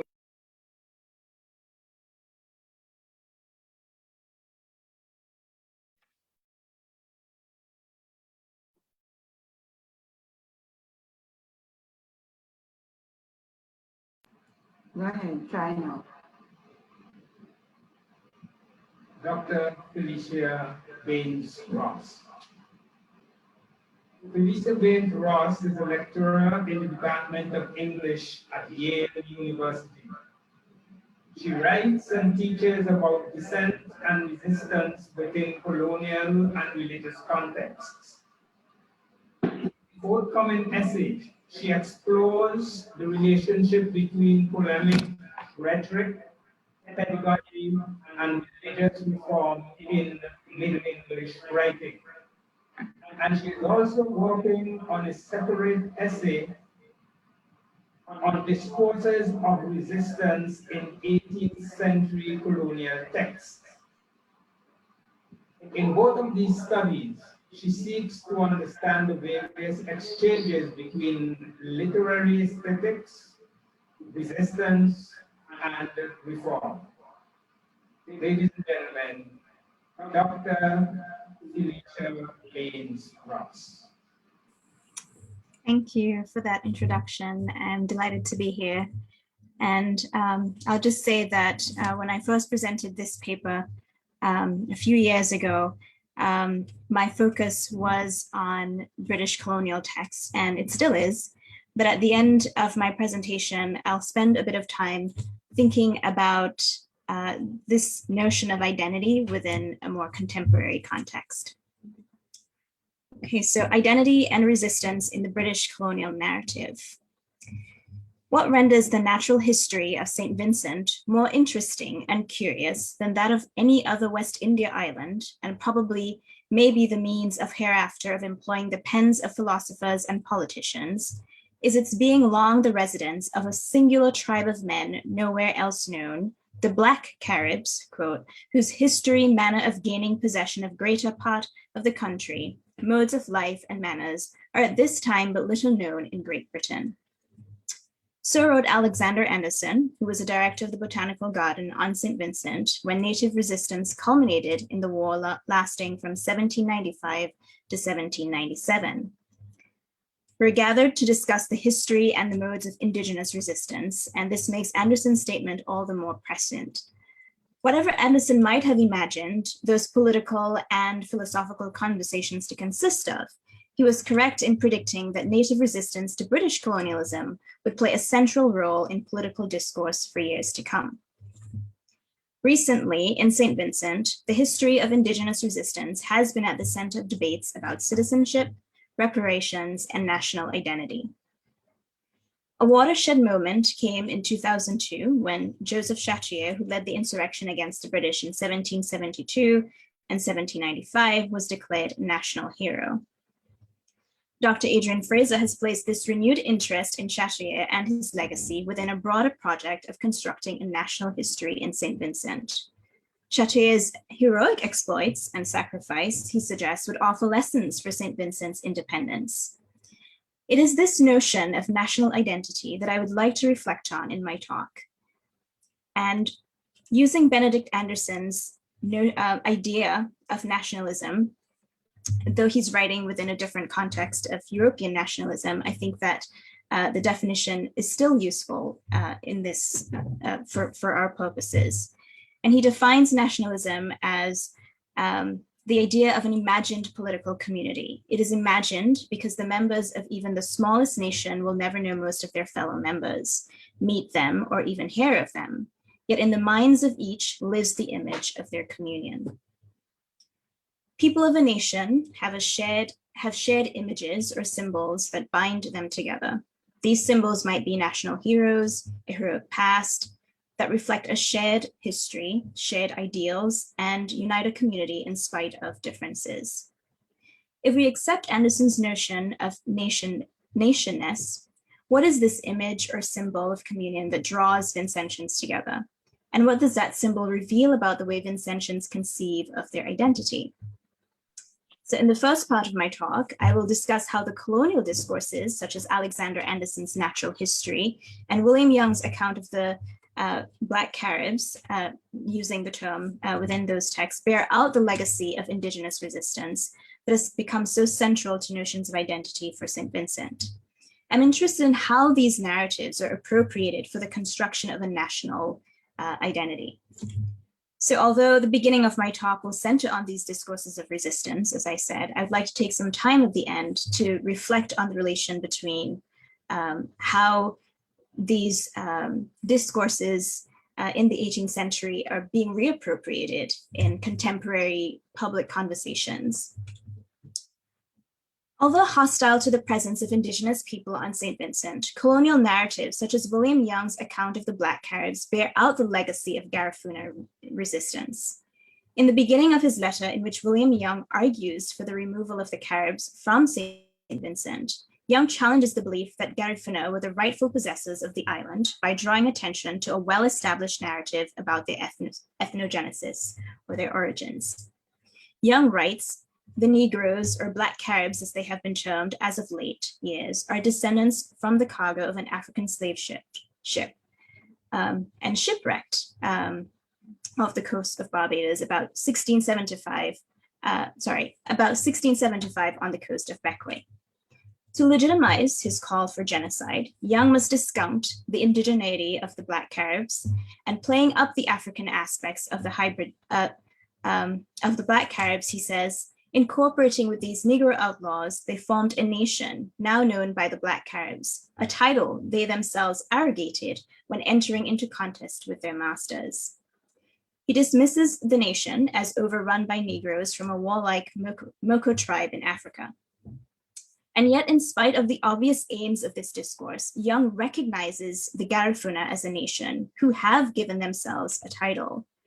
Although Young's argument is that the Caribs have claimed an identity without justification, there's a persistent idea of Carib of Garifuna self-determination that undermines Young's agenda. Whether or not we choose to accept Young's claims about how the Garifuna nation came into being, his attention to their ethnogenesis cements Garifuna identity within a culture of resistance or subversion of colonial hegemony. Although Alexander Anderson, who I mentioned at the outset in his natural history, is less preoccupied with the ethnogenesis of the Caribs, he also repeats the story of the escaped African slaves in his attempt to define the Garifuna nation. An act of providence, he says, liberated them from the chains of slavery. After that event, they long maintained their independence in gratitude and cruelty to their protectors.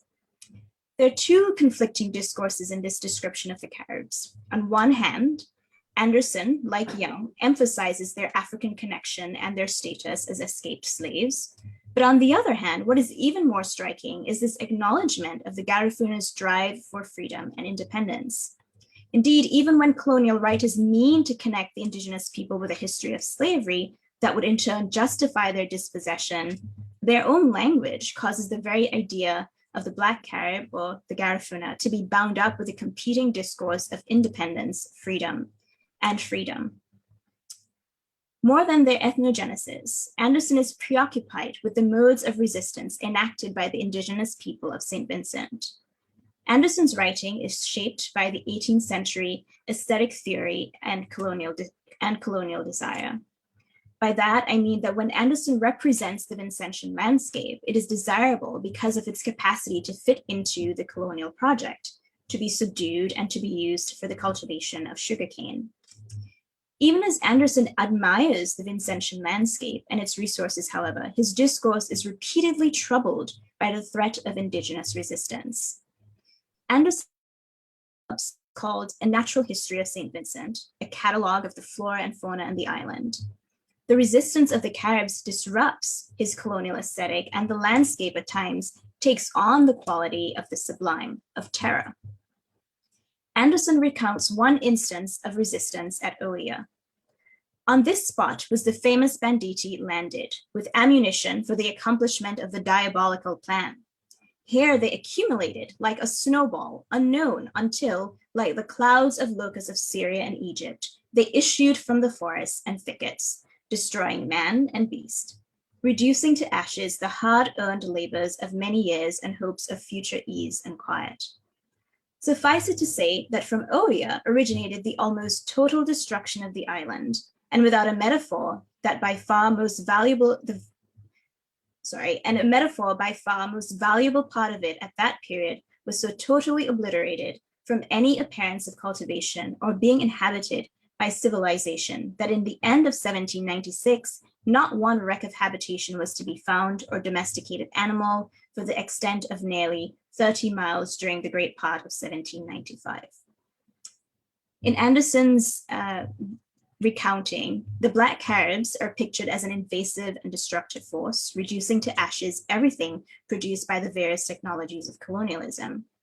Instead of merely inhabiting the discourse then, the indigenous people transform it just as they do the landscape.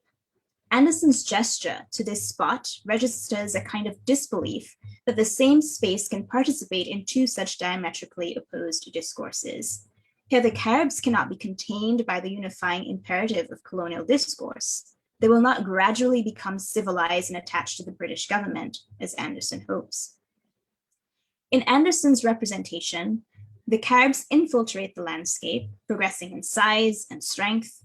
The images here are evocative of the sublime affect, forcing Anderson to contemplate the destabilizing force of this resistance.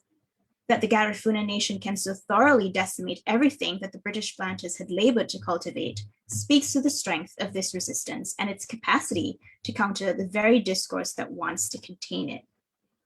It is also a moment of ontological crisis, as Anderson recognizes the threat to his very being. In his description of the insurrection of the Caribs in 1795, Anderson again represents the indigenous people in terms that point to their capacity for large-scale destruction in the colony. Speaking of the resistance at Dorsetshire Hill, he writes, and I quote, "Here the hordes of banditti from leeward and windward, united in one numerous body, in March 1795, with the determination of the total extirpation of the English inhabitants and spreading universal desolation and rapine throughout the island. Then speaking of the English, he remarks, the thin population of white inhabitants or militia were too small to withstand the swarms of desperadoes and savages pouring from the woods in all quarters. This juxtaposition of the small group of English officers and hordes of Caribs, to use Anderson's language, is a striking image. Anderson obviously emphasizes the size of the English group in order to explain why the Caribs were able to wreak such havoc and destruction in the colony. But once again, the indigenous people are pictured as hordes and swarms pouring out from the woods. Anderson's description threatened to deprive the Caribs of their humanity by, of course, comparing them to locusts and in other places, even Jack Spaniards. But again, the competing discourse of the Caribs' self-determination effected by their resistance is still evident. His colonial vision, the beautiful landscape whose fertile soil and salubrious air made the climate suitable for the cultivation of sugarcane plantations, and the success of the colonial project is compromised by native resistance. The landscape of St. Vincent itself seems to be rendered complicit in harboring and enabling the resistant Caribs. As Anderson recounts the various occurrences of indigenous resistance on the island, we get a sense of the terror the Caribs must have inspired in the British. And I quote, "The poisoned arrow flew from the thicket," Anderson says. "The object of its vengeance knew not the quarter from whence it came." The force of resistance seems omnipotent and omnipresent, all-powerful, present everywhere. In both Young and Anderson's writings, the discourse of resistance produced by the Garifuna struggle for independence and possession of St. Vincent competes with the colonial imperative.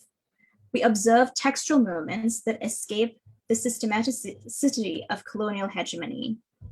In spite of the violence of the colonial narrative and its hostility, it is still possible to locate indigenous people exercising agency. It's not difficult to see why this legacy of resistance is appealing for a nationalist project in St. Vincent. Rather than the usual narrative of slavery and oppression, the counter-narratives within these texts can offer Vincentians a link to a heroic past. The dreams of the native, as Frantz Fanon says, are always of muscular prowess, and this is precisely what these accounts and the legacy of Châteaubriand offers. If Châteaubriand and the Garifuna legacy is at the heart of the construction of Vincentian national identity, then the symbol that unites Vincentians might well be a legacy of resistance. Still, if we reflect on Benedict Anderson's definition of a nation, we remember that he defines nation as an imagined community, because people who have never met each other, who have differences, are encouraged through the use of national symbols to think of themselves as connected, as sharing identity. As empowering as the discourse of resistance or a nationalist project might be, Anderson's idea of a nation points to the potential for nationalism to elide deep inequalities within the same community. As he says, regardless of the actual inequality and exploitation that may prevail in each, the nation is always conceived as a deep horizontal comradeship. Differences in class, educational opportunities, employment, and even the ways in which political connections define the everyday lives of Vincentians can easily be obscured in these conversations that seek to bind Vincentian identity to the discourse of resistance. Caught up in this notion of a heroic past, it might be easy to forget that some people are still struggling for a sense of agency in their own lives, and more broadly speaking, that Indigenous people in the Americas continue to struggle to defend their right to exist and to occupy their ancestral lands. I turn now to Anderson's depiction of the island of Baliceaux in his narrative.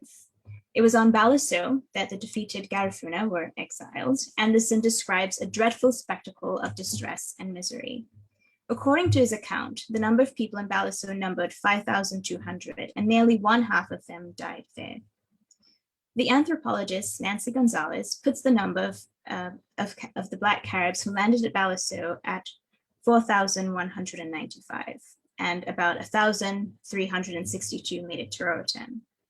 Disease, starvation, inadequate food and shelter diminished the indigenous people.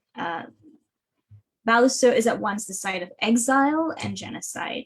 It's considered a place of rebirth and survival. And it serves as a reminder of the colossal sacrifices of the Garifuna in the defense of their right to exist on St. Vincent. It's a somber reminder that the history of the Garifuna is not only about resistance, it is also a story of loss. If it offers a connection to the past, the connection is not just about fortuity, but also about fatality. And like the survival, just as the survival of the Garifuna signals, even within these hostile spaces, there is always the potential for resistance, independence, and freedom. I'd like to take a moment to kind of speak a bit about how this discourse of resistance has gained currency within public discourses, especially during moments of political upheaval, and the ways in which this narrative of resistance gets reappropriated as a means of legitimating, for instance, protests, or whether it's in response to feelings of disrespect or political marginalization. And I think I'll be, when I say this, I realize that I'm taking a different position than Dr. Denny has suggested, in the sense of thinking about the way in which Vincentians are continuing to engage with the history of the Garinagu. So I'm going to quote a statement that was made by some protesters during the Women's March in a few years ago in New York. One person said, "We are here in one mind. If you don't know where you come from, St. Vincent, you remain. St. Vincent, the last place to be colonized, how could we allow the place of refuge to become one of victimization?" So what I hear in this language is that Vincentians are turning to the history of the Garinagu as a means of affirming dissent. And going forward, in terms of thinking about where I'd like to take these ideas in this paper, I want to think about how these ideas are playing out within the public sphere, how Vincentians are turning to these ideas of prowess and resistance to make sense of their own social and political present. And so what I hear in these public discourses is that Vincentians are constantly renegotiating their relationship to the past. They're constantly rethinking their histories, and they're constantly placing those histories in conversation with contemporary politics and identity. What I hear is the ongoing process of identity making and the new imaginings of community. Thank you.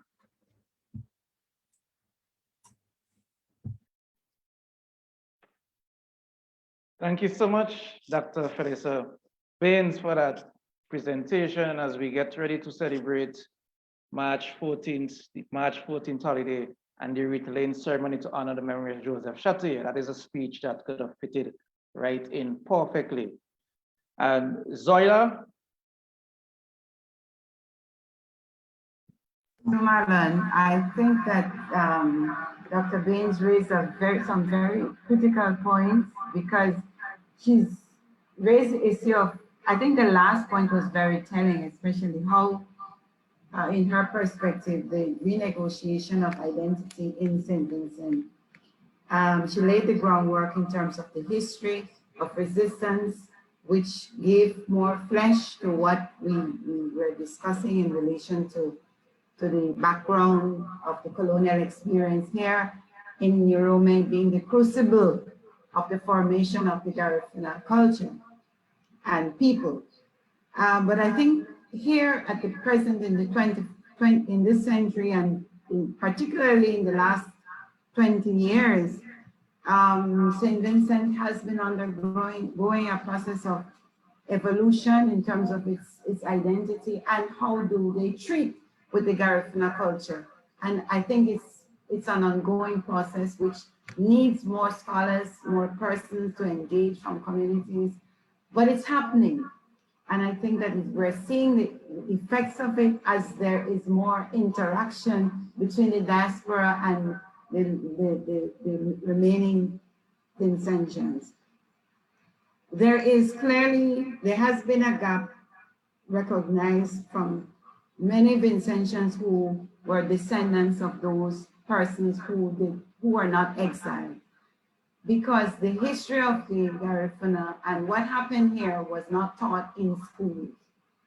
And therefore, persons were ignorant or unaware, up to many years ago, as to where the remainder of the Garifuna were in Central America. And therefore, these past decades has been a coming to a kind of this information is now coming to the fore, and people are as a nation, Vincentians are beginning to grapple with what this means.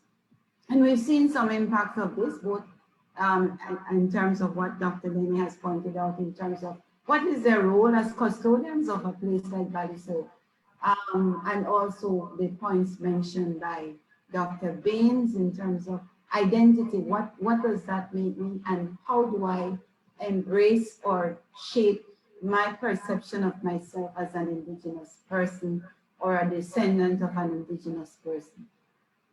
So I think there's a lot going on in the remaking or the shaping of the Vincentian identity that has certainly escalated over the past 20 years.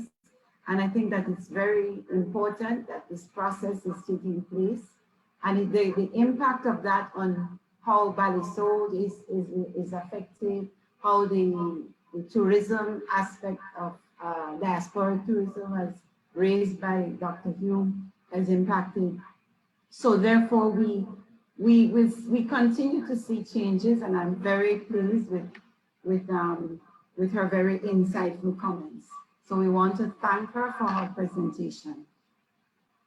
Okay, thank you for your thoughts.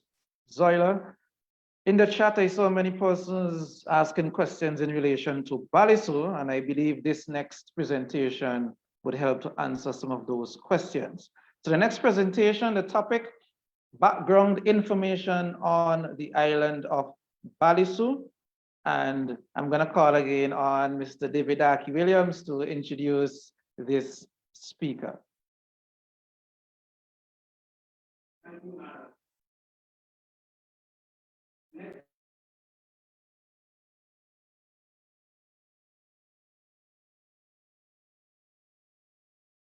Christian was born in France by an American dad and an Italian mom.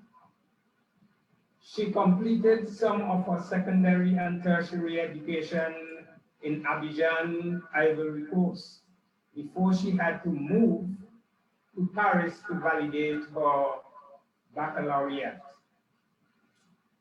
It is during her further studies in anthropology that she traveled to Livingston in Guatemala, where she met the Garifuna people and developed a passion for their history and culture. She completed her bachelor's degree and a master's degree in 2005 in the University of Paris 8. And after her 2 trips to St. Vincent in 2006 and 2007, she completed another thesis at the Social and Economic Development Study Institute of the University of Paris 1, Pantheon Sorbonne. She received the highest honors for both theses. Her family history as members of a diaspora surviving a trauma, her love for the African continent, and her passion for anthropology certainly contributed in her fascination for the Garifuna people and history. She is now living in St. Vincent since 2008, where she occupies the functions of Director of the Alliance Française in St. Vincent. And she teaches the French language to children and adults and stays involved in various local and regional projects with the indigenous communities. Ladies and gentlemen, Miss Vanessa Demisian. Thank you very much, Taki. Good evening, everyone. I'd just like to add, my daddy was Armenian. I mean, you know, that's American is cool, but yes, he was Armenian. And I'm really pleased to be here this evening. I'm very grateful every year to be attending this conference, to be learning and sharing with presenters. We had wonderful presentations yesterday, this evening again, and I know we're gonna have more tomorrow and in the future. This is very exciting. My mission this evening is to give you a general overview of the island of Baliso. I am going to share my screen.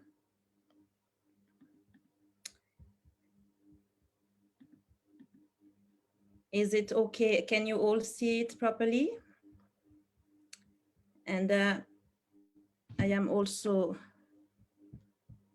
gonna do up, sorry. Okay, sorry, let me do that first, excuse me. I will do that like this. Okay. So this general overview of the island of Baliso was presented for the 5th International Garifuna Conference that was held in St. Vincent in 2018. Under the theme, the island of Baliso, sacred lands or economic opportunity.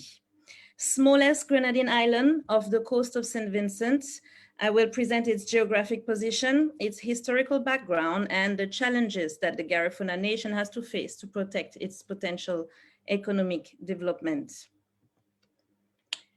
Baliso seems to be a corruption of the French bel oiseau, meaning beautiful birds, according to the St. Vincent Handbook by Robert Anderson, published in 1938. It is located 40 miles south of mainland St. Vincent. It's a 320 acres island and 430 feet is its highest point. There is no fresh water source on Baliso, no fruit trees, no habitation, just cattle and turtles. Why is Baliso considered as sacred land? Well, like other Grenadine islands, Baliso was first probably a temporary site for the indigenous peoples who were making stops on their way to or from mainlands. Not many information is available on the island, but some archaeological fieldwork has been made over the last decades, and we know of a cemetery that's being also presently washed out on the coast by the sea erosion. So there's definitely a need for some more urgent archaeological research to be done on the island. So as you see here, the most sacred character also of this beautiful but rough island remains from the over about 5,000 Black Carib men, women, and children, including Chatoyer's son and the second in command, Duvalier, who were exiled on this island in 1796 after they had to surrender from over 20 years of war for their land and freedom against the British colony established in 1763. With the spread of diseases and only few goods and supplies provided by the British or the dry land, over 2,000 of them died in the 6 months while they were left there. Donkey story published in the Vincentian newspaper of the 19th March 1966, only 2,248 succeeded to make it to the conditions in Baliso, and on the 11th March 1797, they forcibly embarked again, this time to the island of Roatan in actual Honduras, where 2,026 arrived on the 12th April 1797.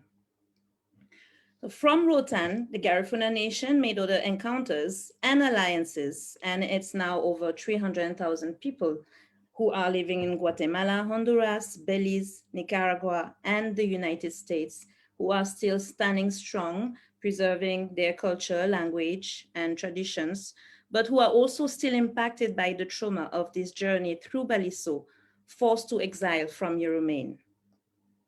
Since 2001 and the proclamation of Paramount Chief Joseph Chatoyer as National Hero of St. Vincent and the Grenadines, pilgrimages are organized almost annually. Well, unfortunately not for a little bit, but hopefully we'll stay positive. They will resume.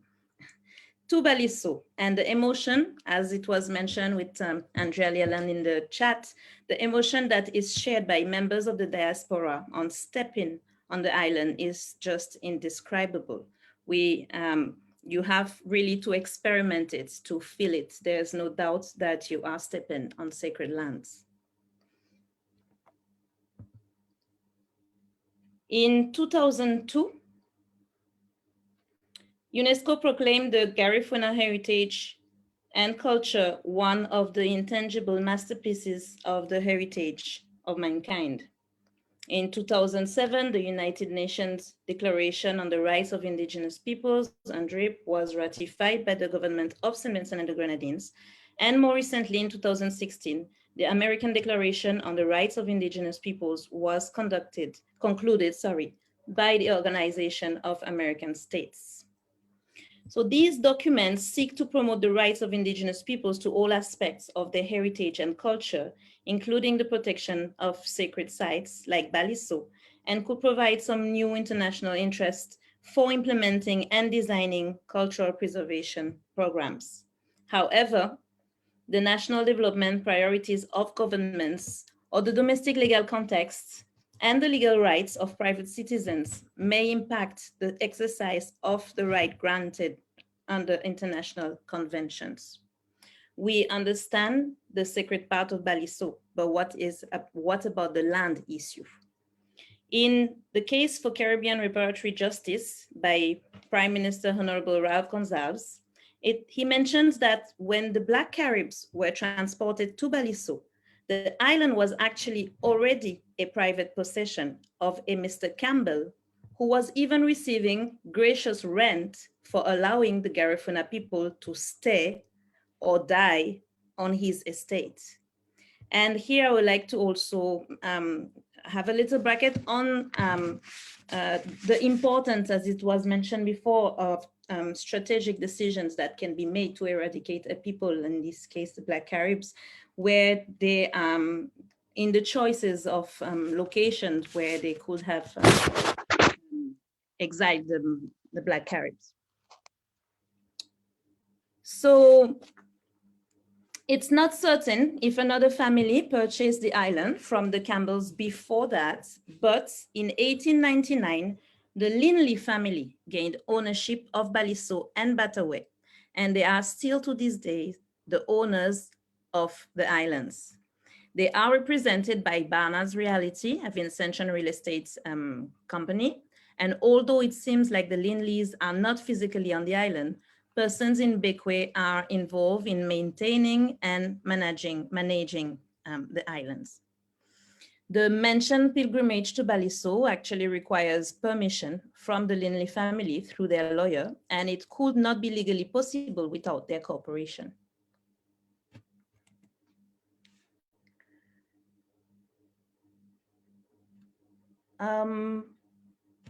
Sorry, this one. While Baliso is considered sacred lands for some, it can also be considered as a valuable economic opportunity for others. So let's take a look at this promotional video that we find on YouTube.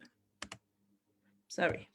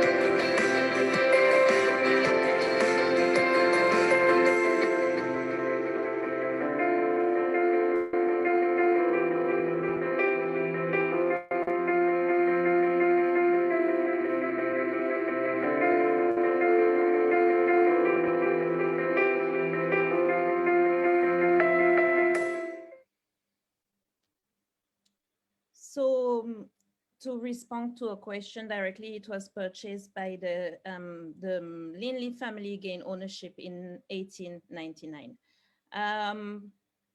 So we can see the promotion is like located next to the rich and famous Mustic and refined Canouan Islands. Baliso is listed for sale since actually over 10 years, and it appears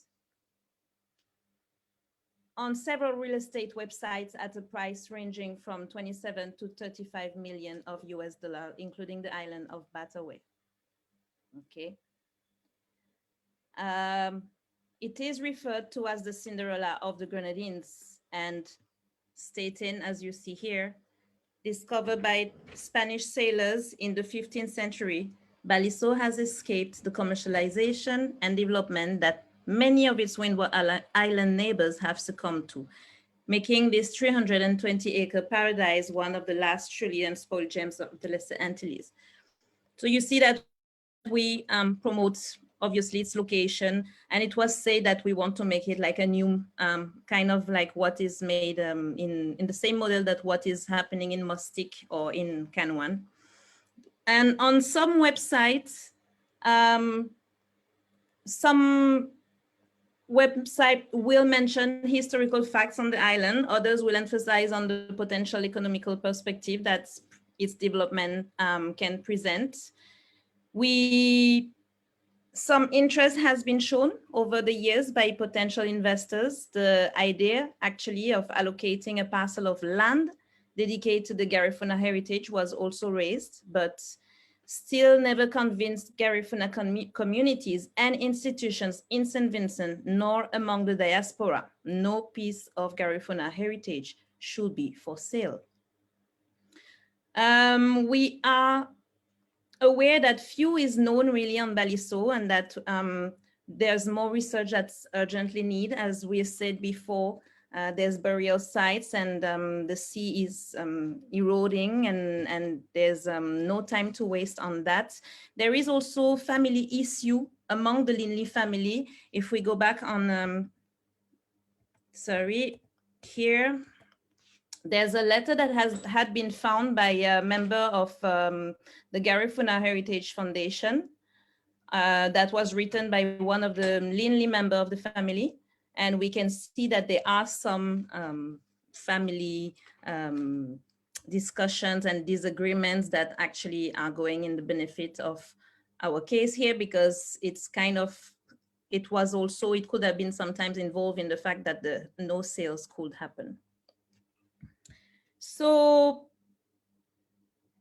to conclude, as I was saying, I hope that this overview just help you to see a better perspective, on the local situation of Baliso regarding the issue of its recognition as protected national heritage site for the Garifuna Nation. And this topic raises the question that was called for this 2018 conference, and that's been raised tonight again, on how to strategize and or theorize the relationship between cultural heritage preservation, sacred sites, and economic development in the Caribbean, and regarding here the case of Baliso. Thank you. Thank you. Thank you so much, Vanessa. And that conversation on Baliso is an ongoing one. Baliso, sacrament or economic opportunity?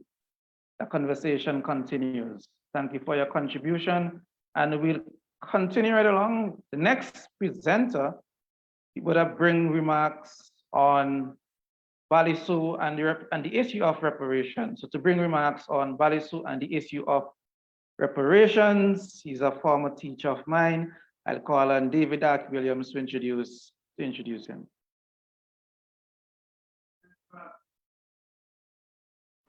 Our next speaker will be Mr. Cleve Scott. Cleve Scott, certificate in education, Bachelor of Arts degree, PhD, University of the West Indies. Cleve is a Vincentian born specialized in the history of St. Vincent and the Grenadines. He has been teaching in the Department of History at the University of the West Indies, Cayville campus, Barbados, for over a decade. He is author of the official citation for the first national hero, Right Excellence Joseph Chatelier. One of his most recent contributions includes several entries in the forthcoming publication on the UNESCO Slave Routes Project on the Garifuna heritage in St. Vincent and the Grenadines. His research interests include the political history of the Windward Islands and the history of analog and digital technologies in the Caribbean music industry. Ladies and gentlemen, it gives me personal pleasure in introducing to you Mr. Lee Scott. Okay, good evening, everyone. All right, am I on? Yes. Am I on? Okay, you could give me a nod to make Yes. sure that I'm on. Yes. Okay, good, yeah, there, I am on. All right, Yes, please, you are. good. I guess the Garifuna Heritage Foundation decided to save the best for last. Or perhaps it's like cricket, West Indies cricket, where the last batsman is the weakest batsman. Nonetheless, I'm very happy to be here. I see my former student from the St. Vincent Grammar School, Marlon, doing an excellent job. And as usual, I congratulate Zoila and the Garifuna Heritage Foundation for the work they've been doing. Daki has been running a very long race. It's over 4 decades. And you know, Daki being at the forefront of these kinds of things. I recognize as well the head of the Open Campus in St. Vincent, Miss Deborah Dalrymple. And I congratulate Dr. Yannick Hume from Cayville for her continued support of the Garifuna Heritage Foundation. I also see young Alicia Andrews and my long friend Melanie, who I haven't seen for a good while, and her mom, Professor Newton, online.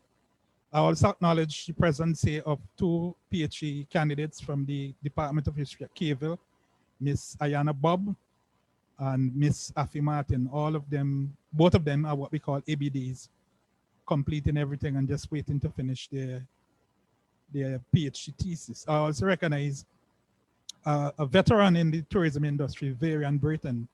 Good to see that you're up and about. And my good friend and part of the panel of historians writing the 2 volumes, Dr. Adrian Fraser and Dr. Gary Denny. And finally, 2 good friends. I see the vibrating skates, perhaps making some notes to write some new songs on Garifuna. And a friend of mine in New York who told me she had to run a mile to catch a train, Jillian Nichols in Brooklyn, New York. All right, so I'm going to speak a bit about Baliso and also about reparations. But I want to begin by saying that as a little boy, I never heard the name Baliso without Batabuya. When I was preparing for the common entrance way back in the 1970s, my father always said to me, spell Baliso and Batabuya. So I consider them as twins. When we are dealing with Baliso, we are actually dealing with a legal issue. I'm speaking within the context of Garifuna and what occurred back in the late 18th century. It's a legal issue, but it incorporates matters of philosophy, religion, and geography. In fact, to put it more specifically, what we're dealing with is a crime. Baliso is a sacred land, but it's also a crime scene. And it's the scene where, as Lord Gifford, the noted Jamaican legal luminary would say, is a scene of a crime against humanity. He made this statement in relation to the slave trade. He said the slave trade was an international crime of the worst order against humanity. Our Prime Minister, Dr. Ralph E. Gonsalves, he speaks about native genocide. Professor Sir Hilary Beckers, the Vice Chancellor of the University of West Indies, he speaks about Britain's black debt when he makes out a treatise as to why we should obtain reparations. So Baliso is a crime scene. It's where part of this act of attempting to conduct native genocide took place. And part of this conversation in the late 18th century had to do around the issue of identity. And all of the presenters tonight spoke towards identity. Dr. Hume in particular, she used the term ethnicity. We know that there was an indigenous identity from the 17th century. Professor Beckers has written about this, and Gulick in The Myth of a Minority, he has written about this. And by the early 18th century, we know that there was what I call a nascent sense of belonging. The fact that, in particular, the Garifuna saw St. Vincent as the homeland. And in the colonial records, you see there were attempts to jettison, to ignore this fact. You see references to red Caribs, to yellow Caribs, to olive skin, to black Caribs, to coloreds. And those of us who have been following the news know that the interview that the Royals did recently with the noted TV host reveals this whole issue of color, and it still lingers. But it was very intense, particularly during this period. And the reason for it is because defining the Garifuna as an other, or to use a terminology they still use in the British Virgin Islands, BVI, Tortola. In Tortola, they talk about non-belongers. Non-belongers, meaning you do not belong, you don't have a right. And in British colonial discourse was always this notion of defining people as non-belong, as not belonging. As recent as the early 20th century, you have British colonial officials speaking to this issue of persons not belonging. I will give you an example. In 1919, about 100 years ago, in relation to the UNIA, United Universal Negro Improvement Association, headed by Garvey, formed by Garvey, and there was a leader in St. Vincent, Radford Edward Macmillan Jack. He was importing illegal Negro roll. It was illegal, and so on. And the colonial administrator wrote to London complaining, and London write back and say that you should deport him and prohibit the Negro roll. But the colonial official in St. Vincent, the administrator, had to advise London, look, London, deportation is not applicable to a native of an island. And Dr. Newton, Melanie Newton, spoke about this issue, about deportation and native rights and so on. All right. So the point there is, in the late 18th century, the Garifuna was seen as non-belongers. And you can deport non-belongers. They are not natives. It is not their land. They might think they're natives. Of course, within the post-colonial discussion we are having, we know that they were natives. Now let's turn our attention to Baliso. So there is a conflict, and the British decided that one way to end this conflict is to rid the island of the Garifuna. Now, for those of you who do not know, St. Vincent and the Grenadines comprises 32 islands. 32. 32 islands. And I just told you Baliso and Bataway are twins. So why Baliso? Why Baliso? To understand why Baliso, I would say to you, think of Robben Island, and Dr. Denny, I'm sure, is very familiar with Robben Island. Unfortunately, when I went to South Africa, I couldn't stand the trauma, so I didn't go to Robben Island. I just looked at it from a distance. And the mass, then the mass, I always have difficulty pronouncing it, is Denny's, I call her. Papillon, you all know the movie Papillon. Devil's Island. Think about that movie, Devil's Island. I want to suggest to you that Baliso was selected because it contained arduous conditions. Baliso was selected to kill, to conduct native genocide, as Dr. Gonsalves like to put it. And we haven't heard a lot of this in the discourse historically. We always hear about shipping point and so on. No, I'm suggesting to you, they were not put there, the Garifuna were not put on Baliso to exist. As Denise explained in just before I started my presentation, there is no water on Baliso. There was no water on Baliso. No place of food and so on. It probably some turtle or any fish and so on. So if you wanted the Garifuna to exist, you had 31 other alternatives.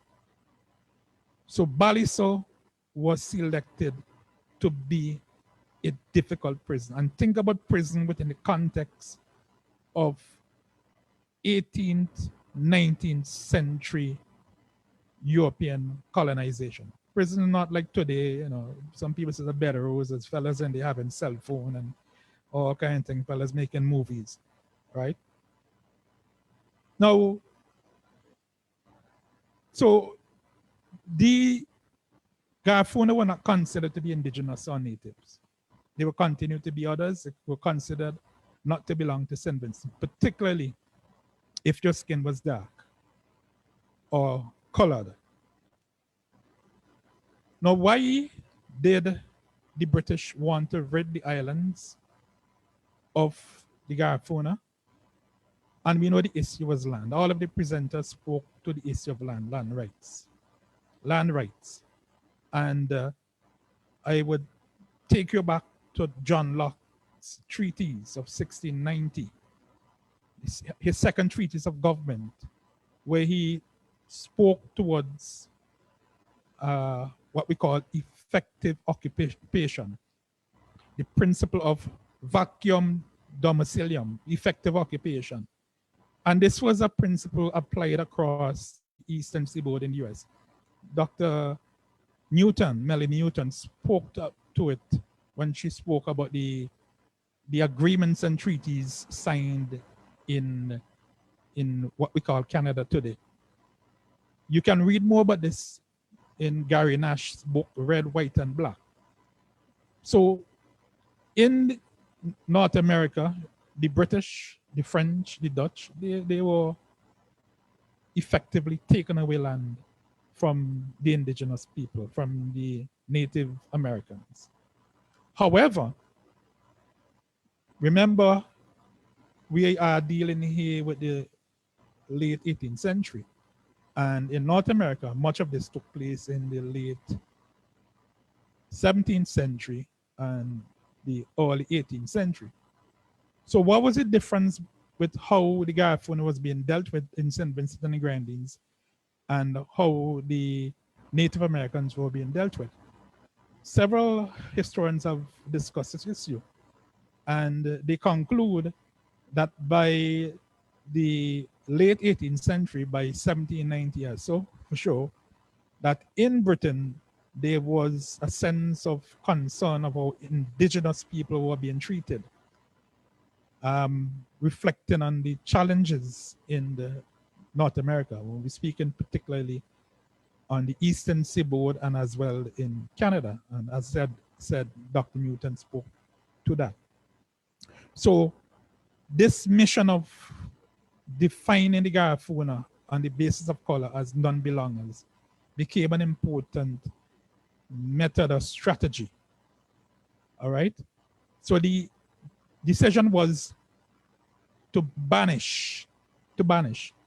And I continue to use the term banish because, as I said, taking the Garifuna to Baliso is an indication that you do not want them to survive. I would say that to you, the British records are full of reference to what we call environmental determinism, where they continue to argue that in places like St. Vincent, a person can exist without walking a day. You could go in the mountain, dig wild yam, catch crayfish. Well, we know about tree, right? And that is why we are told that this creation of this new ethnicity emerged from the mixture of runaway, enslaved Africans and so on. So the British were well aware that St. Vincent was a place well resourced, that a person could exist naturally.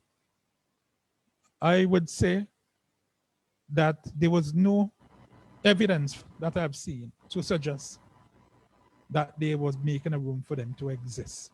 You want to reduce the population as much as possible and then reconstitute them. So they were banished. However, it is a Garifuna. It is a Garifuna as a people who interpreted the banishment into being an exile.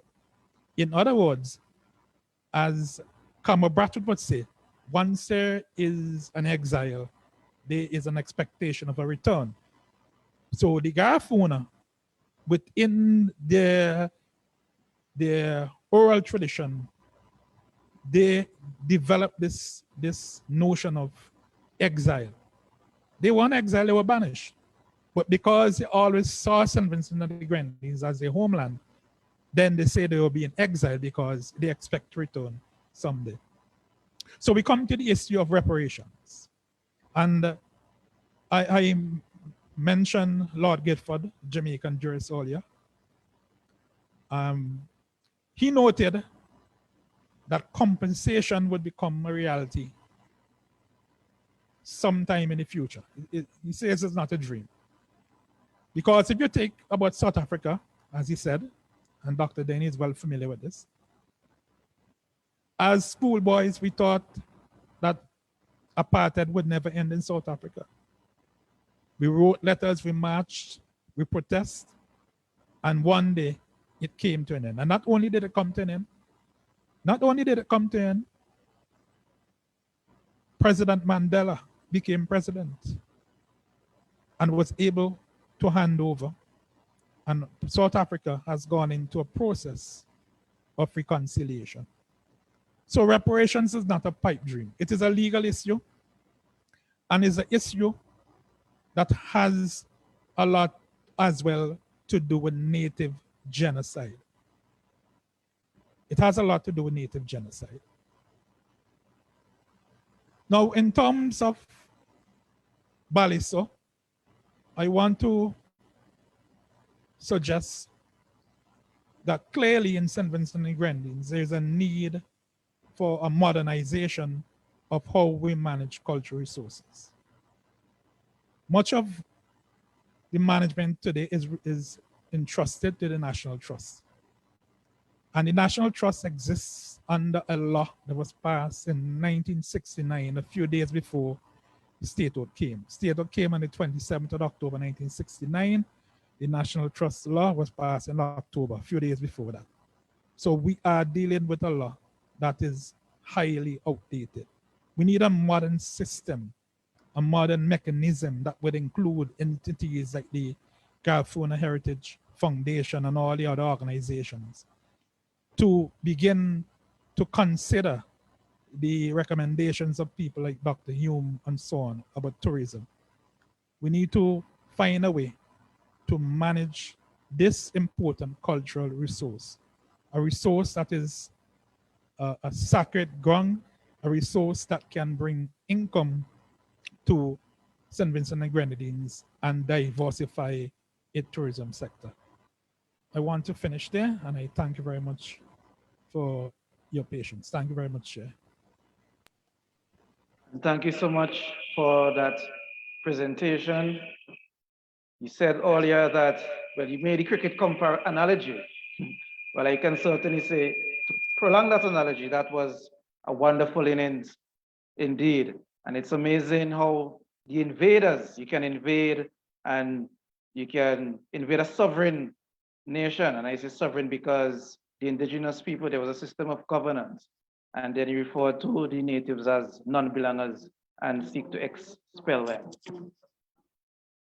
And as we approach the end, the chat, I know there have been some questions and comments posted in the chat, and we are going to, but we want to open the floor to persons who may want to ask questions or you want to make comments. So I'm going to give you that opportunity now to do that. Right, and we still have Mr. Scott who just presented. He's there, and I'm sure he would be happy to field questions. So let's go, guys.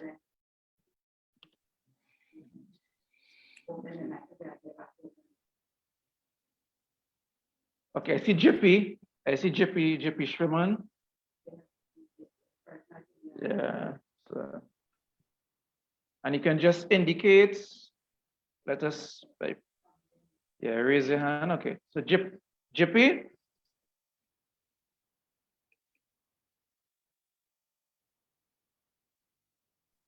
Hey, Jippy. Yeah, blessings, man. Right. Yeah, man, welcome. Give thanks to everybody for a beautiful, fantastic education. I mean, I'm looking forward to tomorrow. You know. Thank you.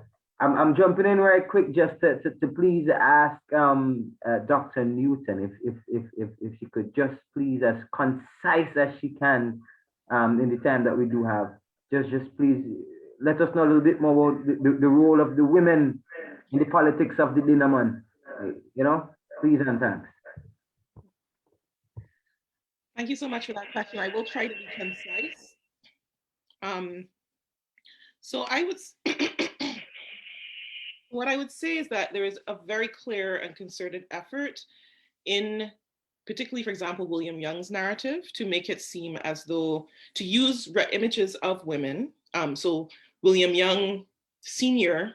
had employed the painter Agustino Brunias to produce these very sort of romanticized and stereotypical images of life in St. Vincent and other islands of the Lesser Antilles that would encourage, support his goals as a planter and as someone who was sent out by the British government as commissioner for the sale of lands in the ceded islands to promote the expansion of the plantation complex and to actually deal, quote unquote, with the problem of the Garifuna. So there's a really concerted effort to use particularly the way that women are represented to show Garifuna women as not indigenous. So in the images that I showed you, they, like Brunias very deliberately showed them, like referenced the idea that you could tell that the Garifuna were not truly indigenous because the women were unable to behave like real, quote, pure, like real indigenous women. So they're carrying, so indigenous women would carry burdens on their backs. There was a sort of a wooden sort of pallet that they would carry that contained goods that they had traded and so on. And in all of the images of Garifuna women, the women are shown dropping those pallets as though they're not actually able to carry them because really they're not actually indigenous.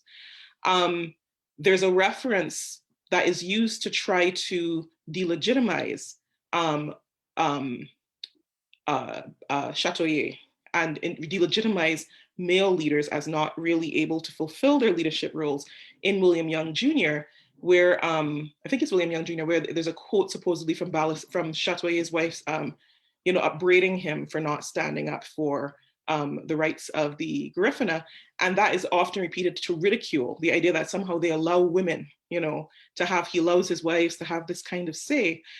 But again, if we read that, those kinds of things against the grain, what we're seeing is that, again, when these leaders, I mean, it may well be that the British are only going to negotiate with men. There's a clear record of that in this part of the world, in the Great Lakes, where you did have among the Haudenosaunee, there were councils of women and councils of men. So elders were not just men, right? But there is a concerted effort to eliminate any record of the existence of those women. They're not able to do it in this context entirely. But it is very clear that, you know, colonial authorities will not negotiate with women, you know, anywhere in the Americas. So it really sort of beggars belief if we sort of think about the sort of traditions of the extreme levels of erasure of sort of our effort to erase information about indigenous social structures, and we think about that little snippet of that story about Chatoyer's wife. What you see, if you think about it in relation to a lot of the evidence from pretty much everywhere else in the Americas about indigenous women and their place in society, is that sort of community structure where these leaders, these negotiators, these men who have to go and speak to the British, but then have to come back to the community, and the community has to validate any agreements into which they have entered.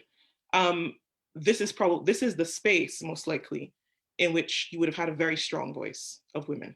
And so this really concerted effort in these paintings by Brunias to target women as the sign, and there are ways in which they represent Chatoyer as well as somehow not truly indigenous as well. But there's a really concerted effort in this repeated representation of these women dropping these palettes to really try to undermine the impression of these women as truly indigenous, because they would have been important in terms of trade within the island. They would have been important conduits of information because they were involved in trade in the markets, moving around. So they would have been central to the passage of information, and were probably central in this community structure to which leaders like figures like Chatoyer would have been accountable. Does that answer your question? Thank you, Doc. Okay. I see Pablo Garifuna Blanco, my brother, welcome.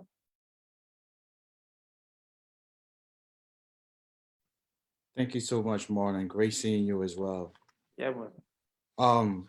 As a descendant and understanding the fact that my ancestors died in Balisau, and I'm, trying to sort of contain myself, because I know getting angry is not productive and it's not going to take me anywhere. But a couple of things. The bag that Dr. Newton is referring to in Garifuna is called, I believe, a Gudari. My Garifuna speakers could verify that for me. But I first saw that particular bag in a museum in Trujillo, Honduras, about 20 years ago. And that's what the women, they use that particular bag to carry groceries from the farm. Like it's built very sturdy to carry a lot of produce coming back from farming. And to distribute the weight, yeah. Yes, yes. I have a question for Dr. Scott. How can, I understand that Hilary Beckles created he wrote the book, Britain's Black Debt, and he quantified the amount that Britain owes in reparation payments to descendants of slavery. Did he do the same thing for Britain's debt to Native genocide on Balisau? No, he didn't do that, but Dr. Gonsalve did some calculations. So you should be able to get that. For St. Vincent and the Grenadines, he did calculation for both the Garifuna and also well for the enslaved period.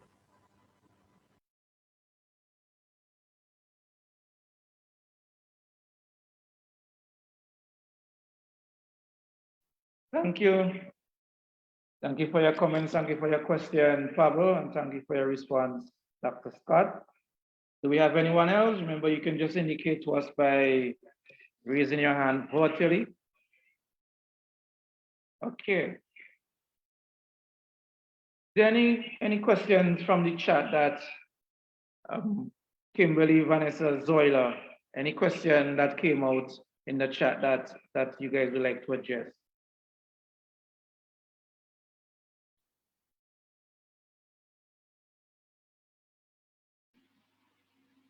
Hi.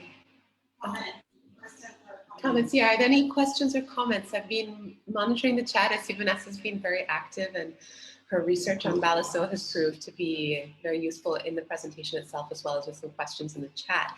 So I know some questions have been already answered in the chat, and then some persons have raised hands here to ask further ones. I don't know if there's anybody else that would like to raise their hand and speak up, or to also add in the chat if I've perhaps missed a question or missed any comment that somebody made. Yes. No? See Dr. Denny making a point in the chat that we cannot monetize genocide. Okay, so if you have no other comments, no other questions, before I call on Zoila to bring closing remarks, I just want to remind you that the conference, day 3, continues tomorrow, and we will be having presentations by Ms. Rachel Bruno, Cynthia Ellis, and Dr. Joel Wainwright. Also presentations by Andrina Bermudez de Lorenzo, Mr. Egbert R. Higuino would also be presenting tomorrow, and Mr. Joe Guerrero and Mr. James Edigio also will be presenting, and we begin at 7 p.m. Eastern Caribbean time. So join us again tomorrow at 7 p.m. Eastern Caribbean time. I'll now call on Zoila Ellis-Brong to give some closing remarks. Thank you very much, Marlon. Our session today has been very rich. We really have covered a lot of ground historically, as well as culturally and conceptually.